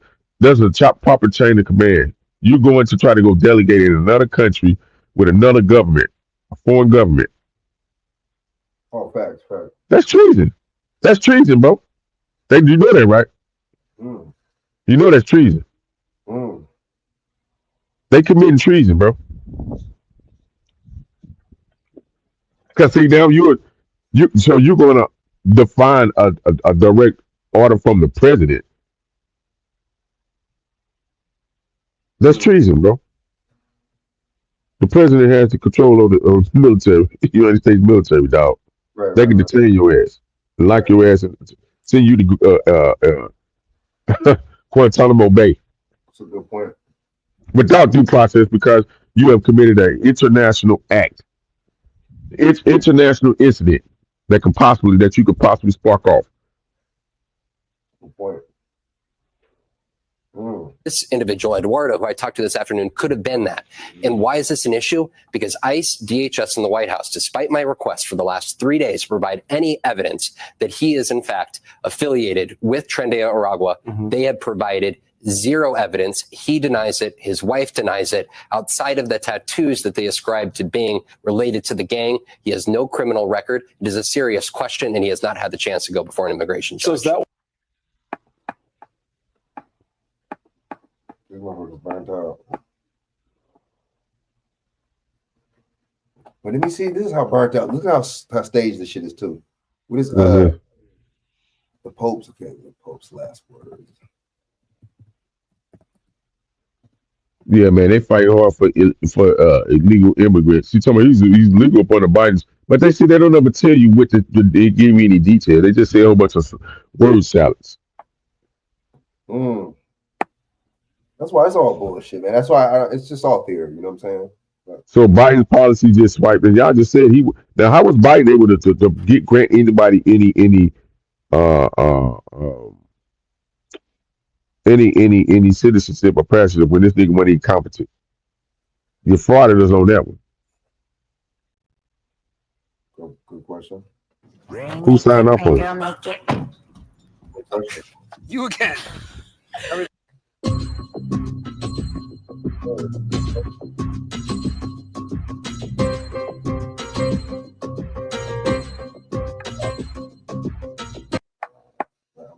trying to see. Look how so burnt out this is. Watch. They're talking about he was like free Palestine. Like, okay, this is staged right here, man. This morning at St. Peter's Basilica, the faithful lining up to say goodbye. At the center, facing the pews, the coffin carrying Pope Francis, the late pontiff requesting it not be elevated so he could be on the same level with the people he served. I think the Pope made an impact on the world, and I think his message of peace and tolerance is one that we could all subscribe to. The long goodbye started early this morning. In nomine Patris. American Cardinal Kevin Farrell, known as the Carmelengo, presiding over a moment of prayer inside the chapel of the Santa Marta papal residence. Cardinals filling the rows, some praying for the late Pope as they prepare to to choose a successor. Then the procession to the Vatican. Crowds gathered in St. Peter's Square. The public will get 3 days to pay their respects to Pope Francis. So many waiting for that chance. How long are you guys going to wait? Until I have to. As long as it takes. Yeah? We're believers. We're believers. The funeral and mass will take place Saturday morning and will be attended by heads of state from around the world, including President Trump and President Zelensky. I tell you, baby. Prince William will also be there representing the British royal family. Time follows the Vatican, part of the 3 city-states, you know what I'm saying? The Vatican, Washington, D.C., you know what I'm saying? Wait, Washington, D.C., the Vatican, and London, you know what I'm saying? And the Vatican now releasing new details about the Pope's final hours. Among his last words, "Thank you for bringing me back to the square." A heartfelt gratitude to his How do we know that he said that, though? You know what I'm saying? Personal healthcare assistant for encouraging him to take one last ride in the Pope Mobile on Easter Sunday. After that last appearance, he rested, had a quiet dinner, but awoke not feeling well before falling into a coma. The Vatican saying that according to those who were with the Pope in his final moments, he did not suffer.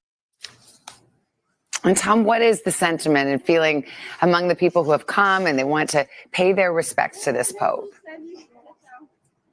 You know, Savannah, I've had a chance to speak with dozens of people who have been waiting in line. And the thing that really struck me is the impact that Pope Francis had in their lives. These people, as we look at the crowds here in St. Peter's Square, will be waiting hours and hours. They're unclear how long they have to wait just to get a few seconds with Pope Francis. That speaks to his impact.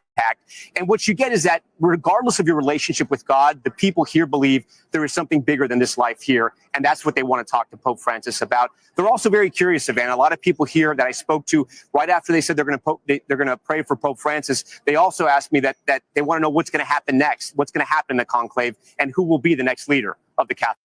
Wow, that's important. All right, so that shit's some bullshit, man. All right, so let me see. Where's the Black Wall Street going on now?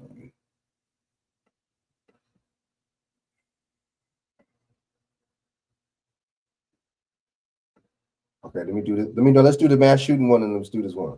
Let me expose this one, and I'm gonna play. The last one plays the Black Wall Street in Chicago. To hire, ZipRecruiter delivers candidates with the right skills and experience fast. So fast that 4 out of 5 employers who post on ZipRecruiter get a quality candidate on day one.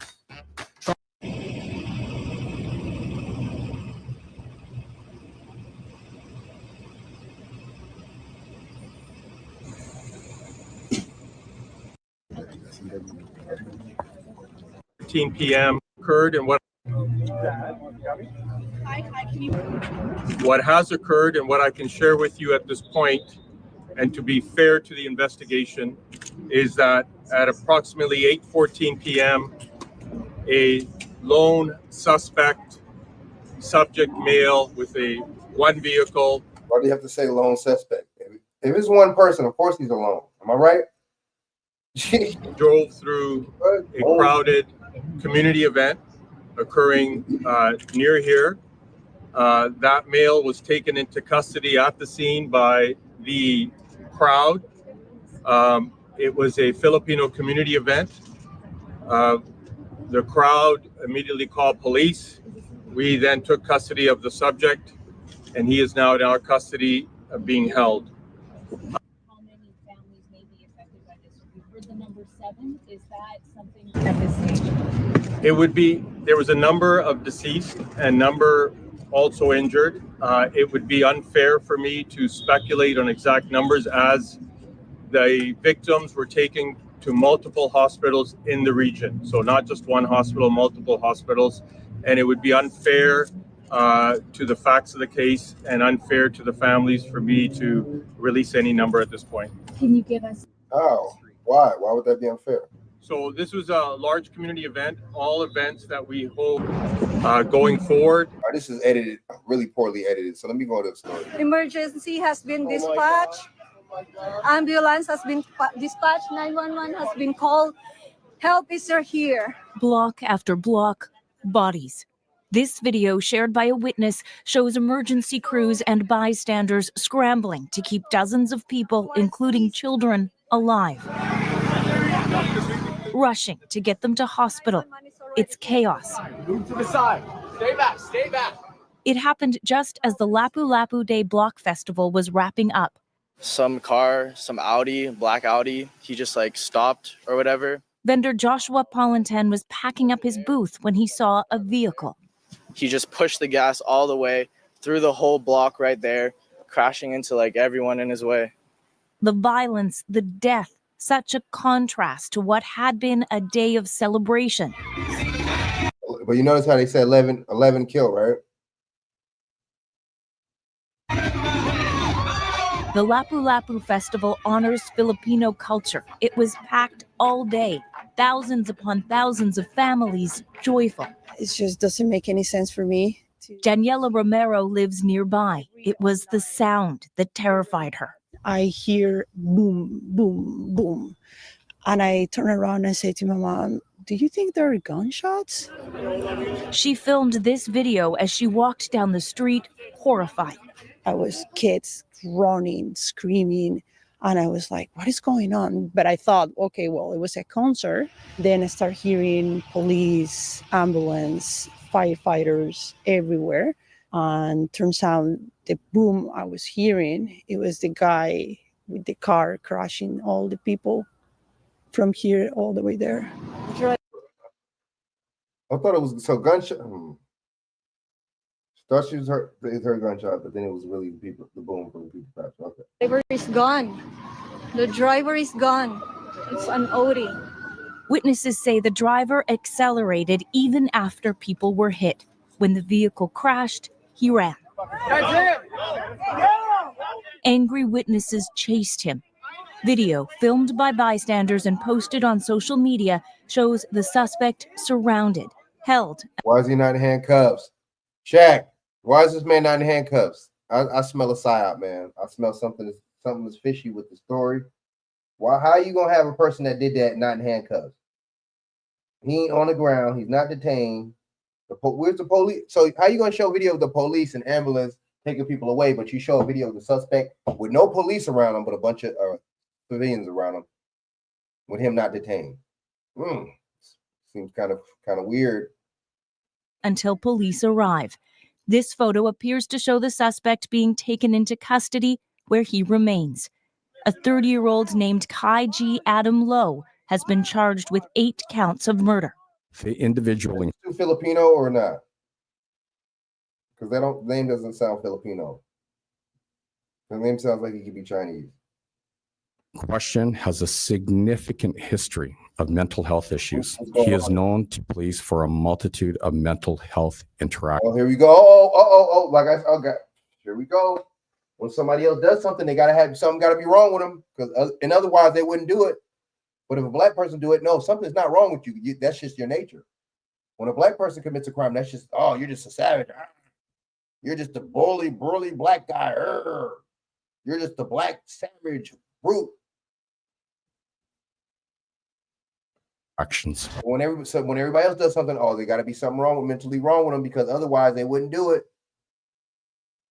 But damn, dude, if you do something like that, that doesn't necessarily mean that there's something mentally wrong with you. That's just evil, dude. That's just sinister. I mean, I don't understand. Why don't we think like that? That's just, I mean, we don't think regular people could do bad things. It's kind of weird. That's just some engineering consent like a motherfucker. Let's go. See, when they want to get you, they'll hit you with the court of public opinion. But when they want to sympathize and empathize, they'll hit you with the sympathizing story to make people empathize and sympathize toward you. Does it make sense, what I just said? That detail, another layer of tragedy, as the city tries to comprehend why this happened, how much has been lost. Right there, man. You got him in custody. Ask the nigga, why did he do it? I hate when they do that. Oh man, we're trying to figure out why. The community is just trying to see why he did it. We just want to know the main reason the motherfucker is alive. Ask the motherfucker, man. Question them. I don't know. What did the motherfuckers do? Motorboarding to where the motherfuckers making them confess. Do that shit. I don't know. Do something. But when it's somebody black, boy, it's a different ball game, ain't it? This is a tragedy, the likes of When which it's a non immigrant, it's something. Isn't it a totally different vibe or no?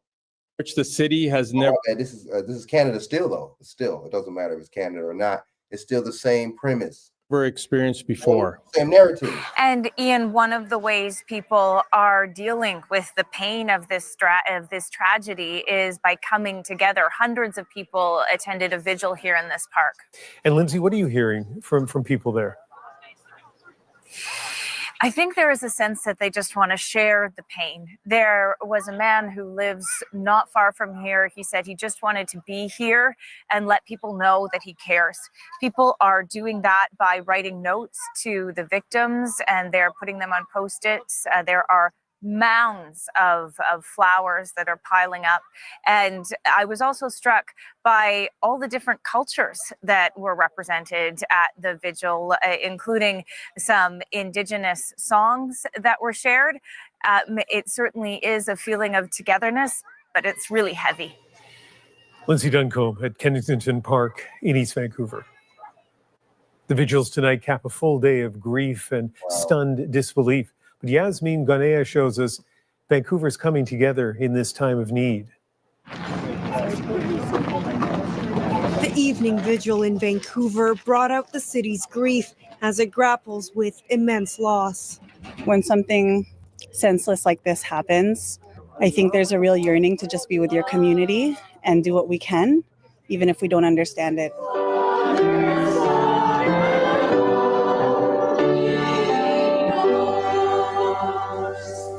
Earlier today, Filipinos and non-Filipinos packed into a church blocks away from the deadly incident. It was meant to be a day filled with music.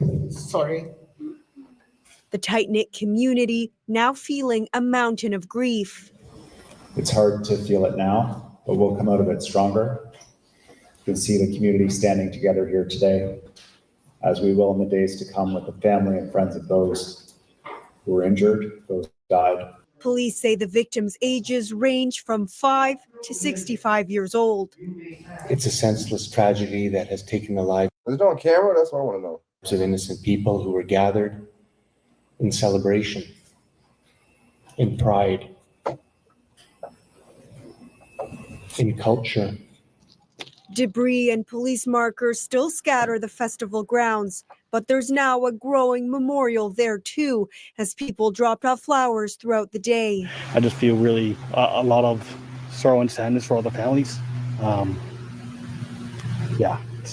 It's very tough. It's heartbreaking. It's tragic. I'm born and raised in this community. My nephews play here. My kids play here.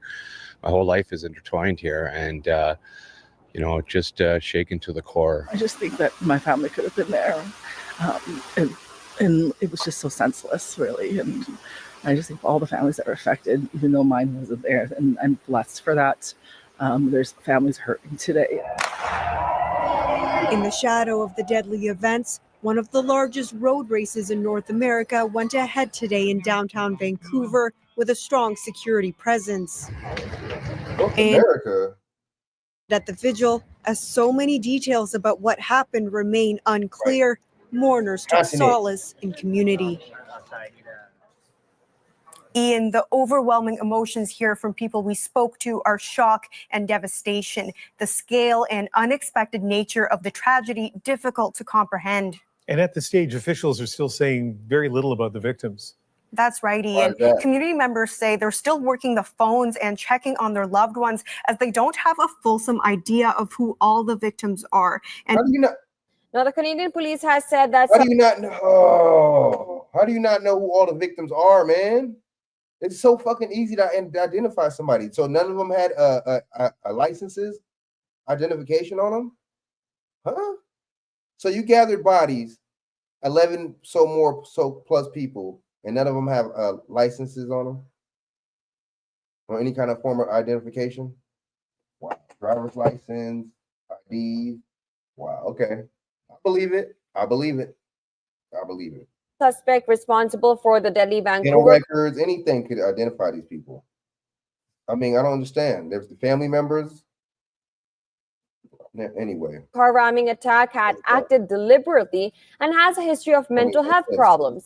The attack left 11 people dead and a number of so many ways you can identify somebody, but whatever. Police say could rise. This number can rise further. How is the number? How could the number rise? Can anybody tell me how can the number rise? Well, so if somebody dies, one of the injured people die. How are they going to die? If I don't understand. Let's go. Police added that the 30. If you injured, it depends on how severe these people are injured. If you're not severely injured, how would you die? 30-year-old attacker who plowed the car into a Filipino street party had no motive, and that the incident was not related to terrorism. It was also revealed that he. Damn, so they could throw the terrorism card on it whenever they feel like it. Basically, they could throw the terrorism jacket whenever they feel like it. Okay, that's dangerous. That's very dangerous. Let's go though. That's why these stories be very suspect. So whenever they feel like it, they want to say it's terrorism or not. It's not on the guise of terrorism. When they feel like it. Okay. He had a significant history of interaction with police and mental health care professionals. So what's the definition? So if somebody if somebody I know rammed the car through a gang of people, would that be the definition of terrorism or no? What's the definition of terrorism if it's running your car through people? I don't understand. Is there a certain is there a certain number of people you got to hit for it to be terrorism, or a certain time, or a certain way, or man, this stuff you can't make this up, man. This is so staged. Let's go. While there are many details I cannot share at this point, I am able to say that the person we have in custody does have a significant history of interactions with police related to mental health. I can also say with confidence that we do not believe this was an act of terrorism. Why not? Nor do we believe there are any ongoing threats. Why not? When the brother did it out here, and I forget I forget what state that was. When the brother did it, it was terrorism. I don't get it. So whoever feels like whenever they feel like it's terrorism, it's terrorism. It's not. To our community. The Filipino community had gathered in Vancouver Sunset on Fraser while a man driving a black SUV entered the street just after 8 p.m. local time and struck people attending the Lapu-Lapu Day festival. The Vancouver police raised the death toll, saying that victims were ranked between the ages of 5 and 65. Vancouver's Mayor Ken Sim has said that Filipino community had suffered its darkest day in the history. Listen. Yesterday, Vancouver and the Filipino community suffered its darkest day here in the city of Vancouver. And I've spent the morning speaking with families and community leaders. Let me just tell you, their strength, even through this unimaginable pain, exemplifies Vancouver's resiliency. Like all of you, I'm completely heartbroken. I'm shocked, and I'm angry. And I'm devastated by the lives that have been lost and the pain that's been inflicted on our community. Now, immediately after the incident, visuals show police officers at the scene with parts of the festival venue cordoned off, while a vehicle with a damaged hood has been seen parked on a street littered with debris. Meters away from First Aid. They act like they don't know what car it was. First aid crews, pardon me, tending to people lying around, many of whom were children. The 30-year-old Vancouver suspect was arrested at the scene after initially being apprehended by bystanders. Right there, some car, some Audi, black Audi, he just stopped or whatever. I don't know, but from over there, from the start right there, he just pushed the gas all the way through the whole block right there, crashing into everyone in his way. Can you describe a little bit what you saw? I heard a bunch of crashing and stuff. Then I walked down not even half the block. I just saw a bunch of bodies and everything.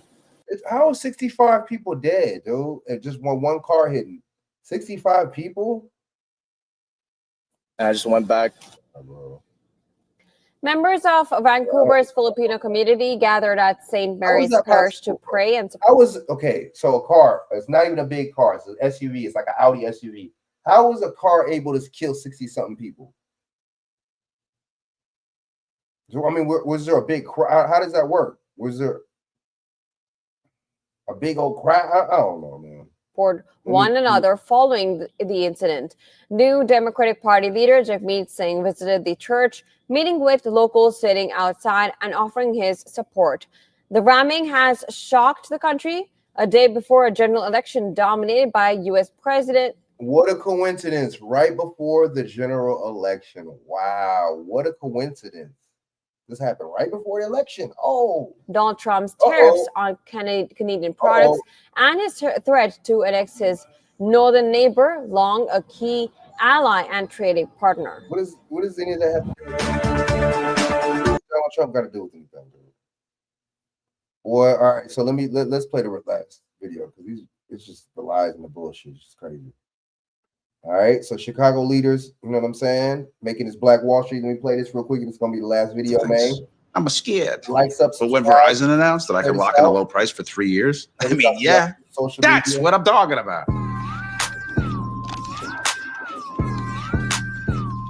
Can you hear me now? The movement is called Spend in the Black, and it's happening in cities like Atlanta, Houston, Dallas, and New York.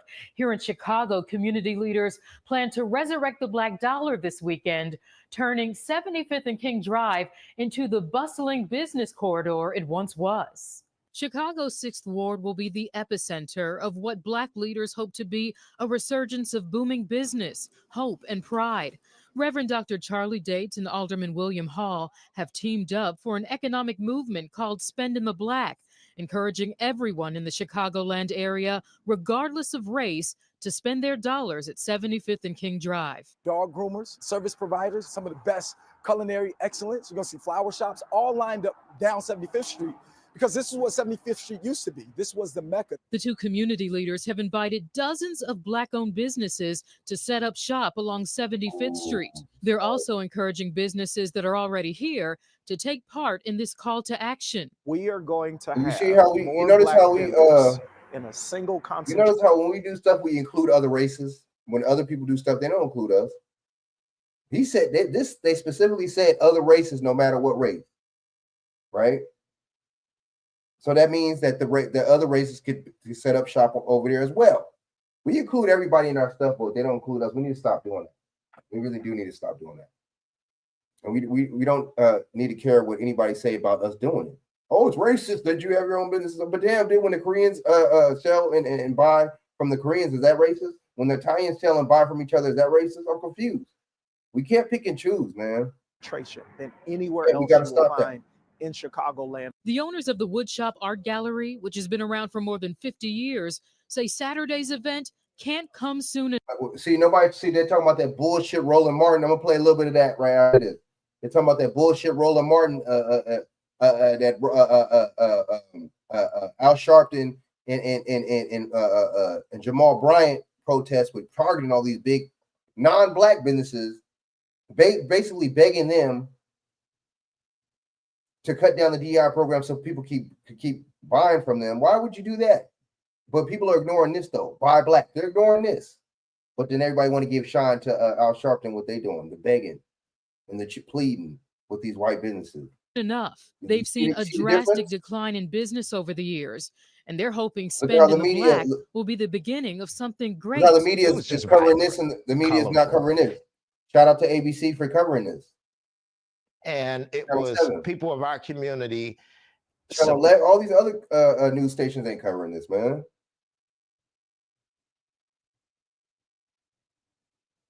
Supporting businesses that were ran by us. So to bring awareness back to 75th Street, it means a lot.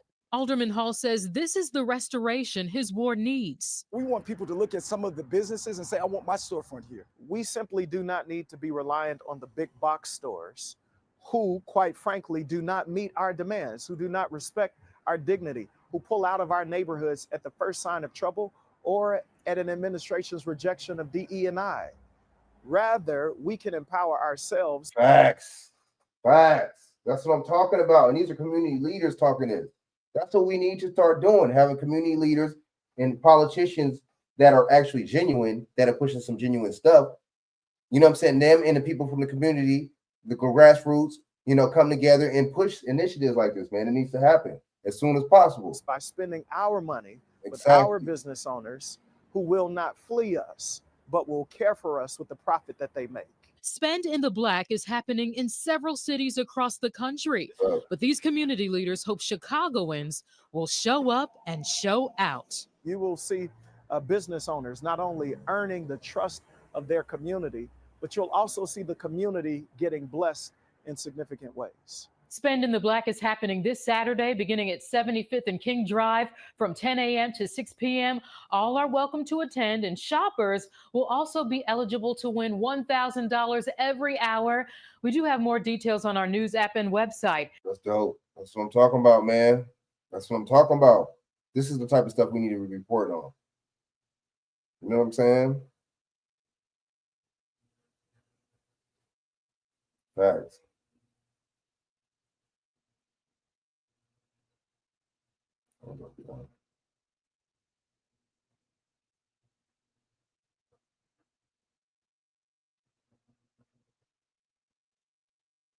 Now look at this. Look at this right here. Look at this shit right here. Damn, I thought it was gonna be a video. Hold up. I'm gonna play one video. I'm out and I'm out. Check. What you think about that video? The last video I just played. What you think about that black walk? What you think about that?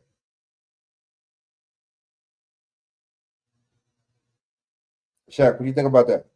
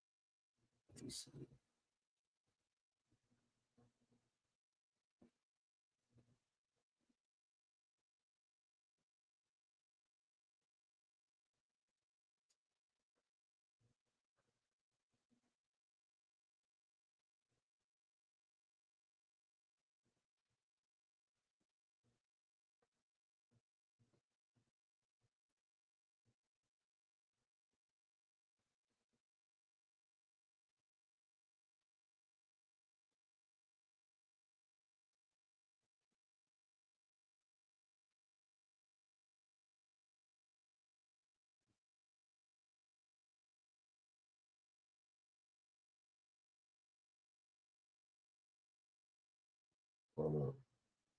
Yeah, I'm gonna take my butt off here. Hold up. I'm trying to play one more video real quick, man. Look for something else.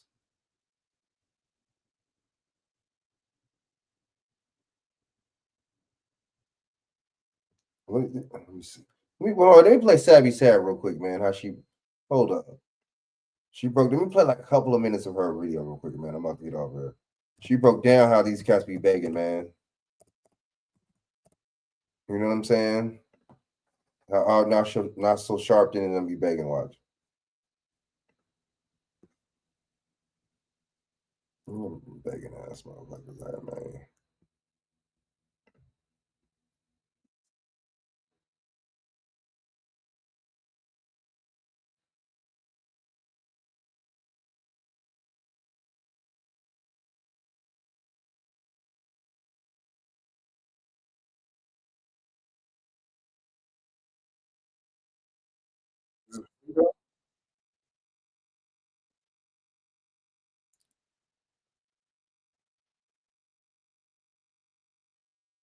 Shout out to Savvy Sad.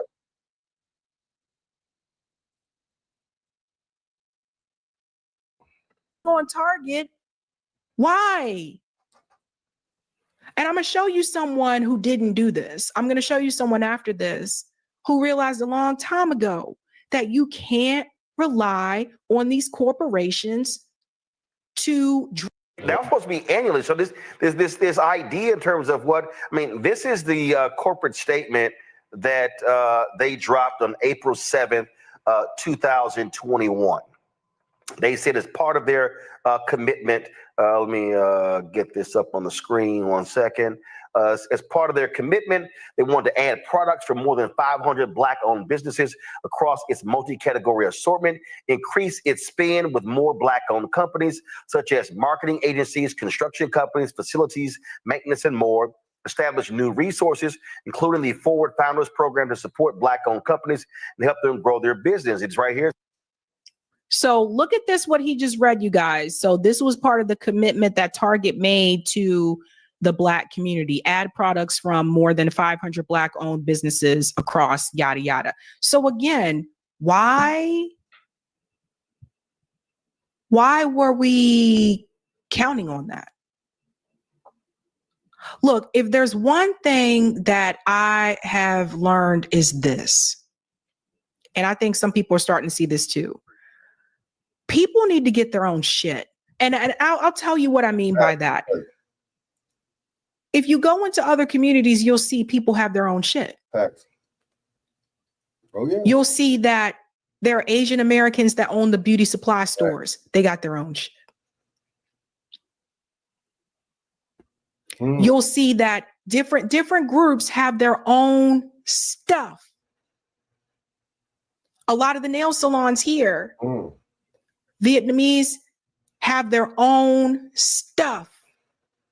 But I feel like it seems like for the Black community, there seems to be this constant push to ask to get somebody else to kind of be the driver of the bus. And I talked about this bus analogy before. You guys have got to drive everybody that's listening, you have to drive your own bus. You cannot be the passenger on your bus. So this commitment that Target made, where it may have sounded great at the time, like I said, people renege on their promises all the time. Where it may have sounded good at the time, we are going to do this for you. My meeting notes look like hieroglyphics. I'm pretty sure even Indiana Jones couldn't decode them. That's why I decided to fire myself as a note taker and hire Otter AI instead. Total salary, $0. Everything I'm going to show you is absolutely free. Otter joins every meeting I have and transcribes every word.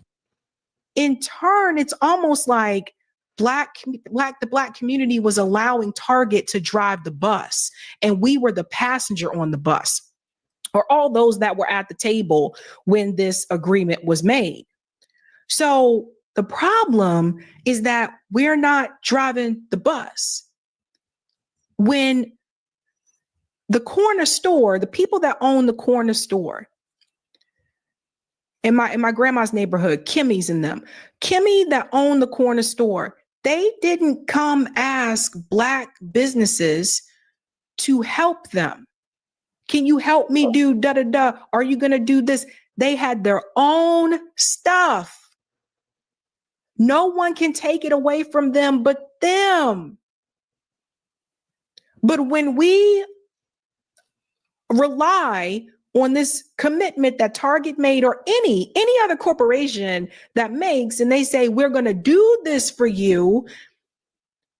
What I'm saying is, no, we can't be asking them to do stuff. We can't rely on it. We can't depend on it. We have to drive our own bus. This is how people get screwed. And I've seen Black businesses, including small Black businesses, I've seen them get run into the ground because of this very reason. Because somewhere off in the corner, some billionaire or some investor said, I'm going to do this for you, and we're going to do da-da-da-da-da. And then the investor pulls back, and then you have nothing to stand on. So no, we cannot continue to do this. Waiting on Target. Why? Why? And I'm going to show you someone who didn't do this. I'm going to show you someone after this who realized a long time ago that you can't rely on these corporations to drive your bus. Let's continue. Said Target announced a commitment to spend more than $2 billion with Black-owned businesses by the end of 2025. Now, one of the things that they've said to Jamal that they're going to meet this by July. Here's what we haven't seen. Who? We ain't seen a list. List of company amount. What do they say? Marketing agencies. I know this Nina Turner always got to have a little cleavage out. These women something else, boy. I don't know who. Black-owned media. I think hey, Target did. I'll check with my guys. I think Target did something with us like 3 years ago, and it was real small, and we ain't heard from them since. And so the point here is, which is what Dr. King talked about in his April 3rd, 1968 final sermon in Mason Temple, when he said, we must. He talked about the pain. We must redistribute the pain. The bottom line is these companies are making billions off of us, and there's no ROI. They're not spending with Black-owned media. They're not using Black transportation companies, Black law firms, Black accounting firms, Black engineering firms, Black construction companies. And if they think that we're just going to keep sitting there rolling up in your store, they're wrong. And this is also sending a message, and that's the Target, but to a whole bunch of other companies saying, do understand, y'all are next. That's right. There's Pause. Yeah, most corporations don't do that. It's not just Target. Let's keep it real. Most of them don't. And I don't know what to say. It's very frustrating to me. The threat of we're not going to stop there, and they're continuing to ignore. You shouldn't be shopping there, period. Damn. Exactly. What's wrong with us, man? Don't listen to these people, man. Roland Martin and what's the other motherfucking name? You know what I'm saying? Al Sharpton and what's the other motherfucking name? All rich people, by the way. What's the Jamal Bryant? You know what I'm saying? The motherfucker that got knocked up a 17, 18-year-old bro in his congregation, knocked her up, had all types of illegitimate kids by different bras. Just a pimp. The same thing, pastor, preacher, pimp, same thing. Let's go. I don't get this at all. I don't get it. Maybe I'm just picky. Maybe I don't buy much. I don't know. But my whole thing is this. Collectively, if Black people collectively, especially those who do have the money and resources, all came together, people could say fuck Target. Because once upon a time, there were Black Wall Streets in this country. Oh, yeah. Yeah, don't forget. Don't forget, there was no let's look at Target. Once upon a time, there were Black Wall Streets in this country. They were all burned down. So what needs to happen is some of the people who do have those resources, and I think you guys know who they are, especially if they came from poor communities, and some of these people chose not to give back to communities. Everybody need to come together and build something. Imagine if Jay-Z, Beyonce, Byron, what's the guy's name? Byron, he's a billionaire, Byron or whatever. You guys knew who I'm talking about. Imagine if all these people, like all like the wealthy Black people, Oprah, even though she drive people crazy, Oprah built a school in Africa. Why Africa? But why not? This is what I don't get this, man. I don't get this at all, because that could not be me. And I look back and I'm like, Byron Allen, thank you. I look back and I'm like, some people, they got wealthy and they pulled the ladder up behind them. Instead of saying, okay, let me come back and we all gonna work, we all gonna put our money together and this is what we're gonna do. We could have had an alternative to Target that was Black owned by now. You see what I'm saying? And that's why I said you don't see other communities do this. You don't see other groups do this. They tend to look out for each other. So my whole thing is, again, I don't like the begging. I don't like it at all. Long story short, Target lied, but it's not a surprise. It's a corporation. It's a business. They just met the moment at that time. At that time, that was the moment to meet because the people rose up and said, you know, F the police, you know, power, like free, you know, people were saying justice for George Floyd, etc. That was the moment they were meeting at that time. Now is a different moment and they trying to meet that one. Right. Good point. So they're not consistent, but nobody can sit here and beg, man. You can't beg. We're going a little bit more here and I'm going to show you someone who got it right a long time ago. Power in our purchase. I mean, people need to hashtag that. It's power in our purchase. And to add to that, Ro, you know, he promised this off of the back of when George Floyd was murdered. It was right when he came out and said George Floyd could have been one of my Target team members, and therefore I'm going to do X, Y, Z. All of the things that you enumerated and put on screen, they said that they were going to expand their diversity goals at the time to increase representation of Black employees across its workforce by 20% over the next year. So that would have been from 2020 to 2021.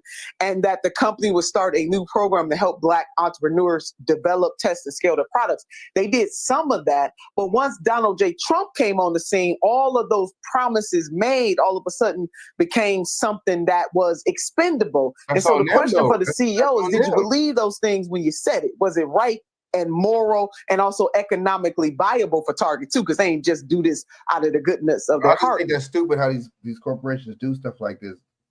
Just be inclusive, exclusive and sell to everybody. You're a public motherfucking company. Why you got to be all that biasness and all that shit is weird to me, man. That's a dumbass business strategy too, by the way. Anyway, man, why are you gonna try to hurt your own business by trying to appeal, not appeal to motherfuckers that are like trying to make it to where you then you are and then renege? You know, that's just stupid ass business strategy to me. These companies is full of shit. When you said those words, and now all of a sudden you like the company's just like the politicians are gonna tell you what they want to, you want to hear, so you can buy their shit or buy their bullshit. Or go with what they selling. Don't have a commitment. So the ire in the Black community is that you made a promise to us off of the death so we of believe George these, Floyd. So now and we now believe in these corporations now, right? Now we believe in these white corporations. Oh wow. Maybe if we start believing in ourselves more than these white corporations, maybe we get somewhere. all of a sudden you have a neo-fascist in the White House and you don't care. You don't really give a damn about the Black community. It don't matter who the fuck's in the White House right now. Let's focus on, well, it kind of does, but then it don't. Let's focus on us. Fuck all that. It could be motherfucking Marvin Gaye in the White House. Focus on us. Period. All this fake distraction, all this fake, it's all fake. So they can't focus on us. That's how I get it. Community and other marginalized communities. And dare I say, ever since they made that commitment to stand with this president, they have decreased some of the shelf space. There is no guarantee for those Black businesses. And shout out, Ro, to the Black business owners who said on their own. He didn't mean it. He just did what was popular. And I can tell you. But they already did play us. Like when Nina says there, she says, well, did he mean it? No, he didn't mean it. He just did what was popular at that time. Again, if you put the activism part aside for a second, Target is a business. It's a corporation. They're going to do what they feel works for them financially first. See how these Black Democrats, Republicans, whoever, but mainly these Black Democrat liberals, they want to push, and just period. Democrat and Republican want you push for you to believe these politicians. It's the same thing like how she trying to say she wanted to try to push you to believe the damn corporations. The same thing. The power and the politicians and the corporations work together. That's the fascism. No matter who's in there, especially this motherfucker Trump. You already know he with all of them with it, but especially him. Business always comes first. It's America. And I just think like we can't trust. And that's any community. You cannot trust these corporations coming to you saying, we are going to do this for your community, because at the end of the day, they're always going to try to protect their bottom line. It's a business. At that time, that was the popular move to make, because the people. She has to lecture this like this. It's sad how she has to break it down in like a 10th grade, 9th grade fucking history. You know what I'm saying? Class. She has to lecture like it. Really sad. You know what I'm saying? Because a lot of people don't get, especially a lot of these black Democrats don't understand. People like this don't listen to people like Nina Turner. She got her cleavage out. She know, you know what I'm saying? She got some nice lips. So she already know what she's doing. She know that men are looking at her, not really listening to her. So that's the main thing with that. You know what I'm saying? And they all fly Democrat, all these, you know what I'm saying? Republican, it's all staged. Rose up. And they feel the popular move to make at this point in time, because Donald Trump won the popular vote, is to go in that direction. So now they feel they're going in the people call it the anti-woke direction, because they feel that's popular now. Right. They're going to do whatever they feel is going to make them money. Facts. You can't trust these corporations. You can't trust these businesses. I don't trust them, and I don't believe them. Even when they said that back then, I was just like, oh, okay, whatever. We'll see. Honda drivers, did you know Hondas have the I'm taking highest more minutes resale and I'm gonna value? get out of here, man. If you want to keep your We'll go on a little bit more here. And as we know, these companies are real good at trying to pick off different organizations, try to have separate meetings. And it's important for organizations to know if there are any black organizations who are trying to have side meetings with Target and they are not a part of this boycott, they have not used any of their resources or notified people, if they are not communicating with the leaders of this boycott, we gonna call them out publicly, because what cannot happen is for folk who ain't invested anything in this effort to then go try to break off a few crumbs by negotiating behind the backs of the people who are actually doing the work. Sadly, though, I wouldn't be surprised if that is happening. I really wouldn't, because at the end of the day, some people are going to look out for themselves, not look out for the greater cause at that point in time, right? I feel like other groups stay together, man. I feel like when it comes to like issues, other groups are like, as a unit, we've decided to do this, but some people are going to look out for their own interests. So what's the answer to this? Here's what we should be doing. And I have that workshop this weekend. The Black Panthers had it right. Like, the Black Panthers knew we can't rely on the government to help our communities. They're trying to poison our communities. We can't rely on the businesses, the corporations.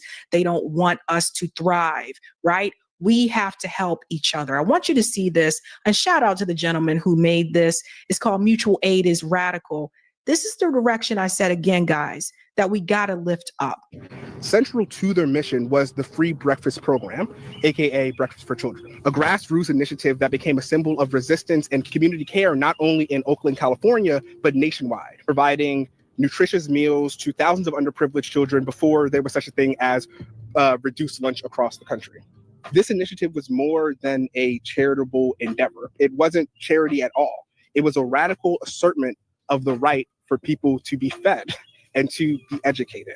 So we got to understand here the educational program that you have to be able to figure out whether it will go on the right lines, whether people will end up in a situation where they can be able to really control themselves. You understand what I'm saying? With no education, the people take this local foundation and start stealing money because they won't be really educated to why it's the people's thing anyway. You understand what I'm saying? With no education, you have neo-colonialism instead of colonialism, like you got in Africa 9, like you got in Haiti. And that people should pause for a second. I just want to, we got to show Fred Hampton here again for just a second, because I got to say something. Don't forget how young Fred Hampton was at that point in time.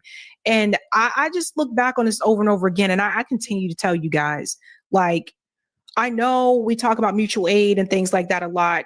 and I have the mutual aid workshop this Saturday. But the reality is, this kind of used to be a way of life. My parents, when they were growing up, like in the community, people helped each other. Fuck Target. It wasn't even around then. Like if you needed something, you could get something, right? If you needed a meal, people knew they could go to my grandma's house and get a plate. If you needed someone to watch your kids because you may not get home from work in time, people in the neighborhood had your back. Right. And the biggest issue that we have is the lack of community. And this is the point that I'm trying to drive home. We don't have that now. Right. We don't have it. The community has been replaced by smartphones, social media, and Twitter wars. Mm. People are spending more times on their phones than they are out talking to people face to face. People don't know who their next door neighbor is because they always on their damn phone. We don't have that now. There was no social media around when Fred Hampton was around. When they wanted to get a message across, they had to meet with people in the community, and they knew the people. Things have gotten pretty expensive lately, and I need to generate some additional income. I stumbled upon data annotation, and I took the initial qualification. When I did the application process for data annotation, it was So while social media may have brought some of you together, you've been able to get in touch with people that you may not have seen in years, maybe from high school or whatever. But it's also driven people further apart. Because do you really feel like you need to go hang out with Susie if you can see her whole life on Facebook? What are you going to talk about? You already know what happened. Right. Right. If Fred Hampton were alive today, do you think Fred Hampton would tell you, let's go to Target and meet with them at the table? Fuck no. Fred Hampton would say, let's build our own. It hurts me and it's painful for me to see Roland and Nina in this conversation. I feel like they're begging Target when they have slammed the door in your face. Why are you begging them? We don't need them. And people say, well, how are they supposed to sell their products? How are they supposed to sell their businesses? The way we used to do it. Facts. Come on, man. There wasn't always a Target. There wasn't always. Before you integrated it, nobody cared about that bullshit. Before we integrated, nobody cared about those stupid ass stores. We got tricked, man. Listen to these stupid ass civil rights leaders, man. I'm telling you.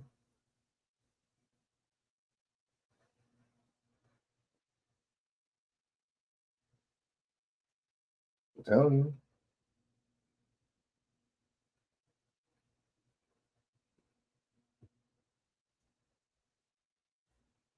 Always a Costco. You start within the community with your neighbors. You can talk to even some of the rappers, some of the musicians. They started selling tapes out of their car. That's the way it used to be done. Motherfuckers wouldn't care, worried about no damn. But the community has been broken. Control themselves. You understand what I'm saying?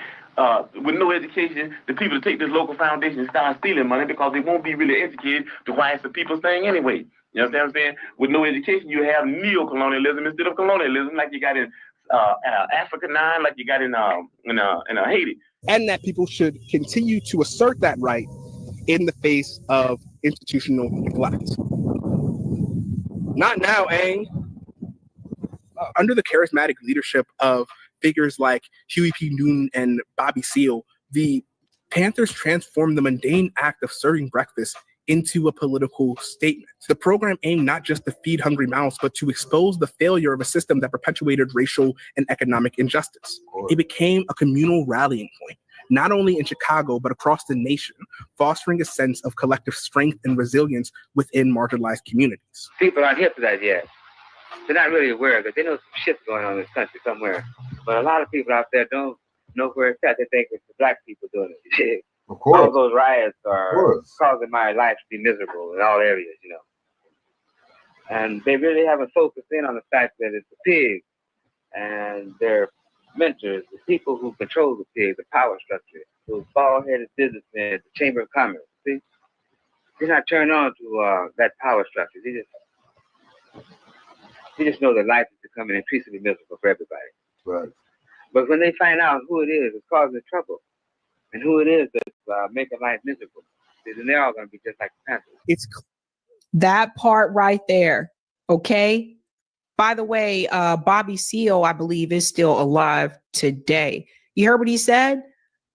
When the people find out who's really making their lives miserable, he said they're going to end up being just like the Panthers. So shout out to Sabby Sad, man. Check out her channel. Salute to her. She always be dropping real content, a real independent. She's a Green Party, you know what I'm saying, but she's an independent. I could mess with her, man. She's not, biased, man. She go in, man. You know what I'm saying? So check her out, like, subscribe.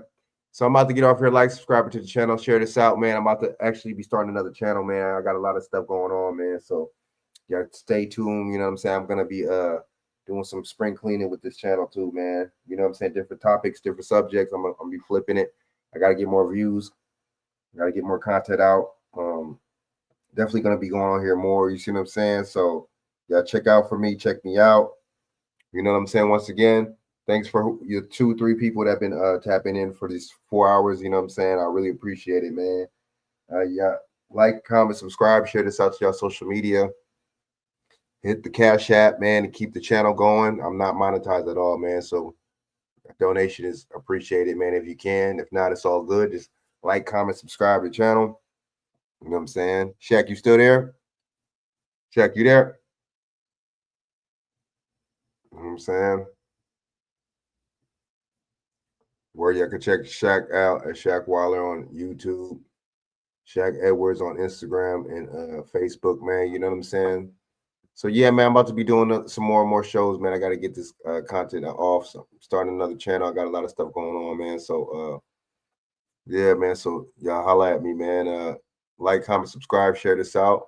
So until next time, salute. We'll be doing another show soon. All right, I got some more content going on. So without then further ado, holla back at me. All right, y'all. I'm out.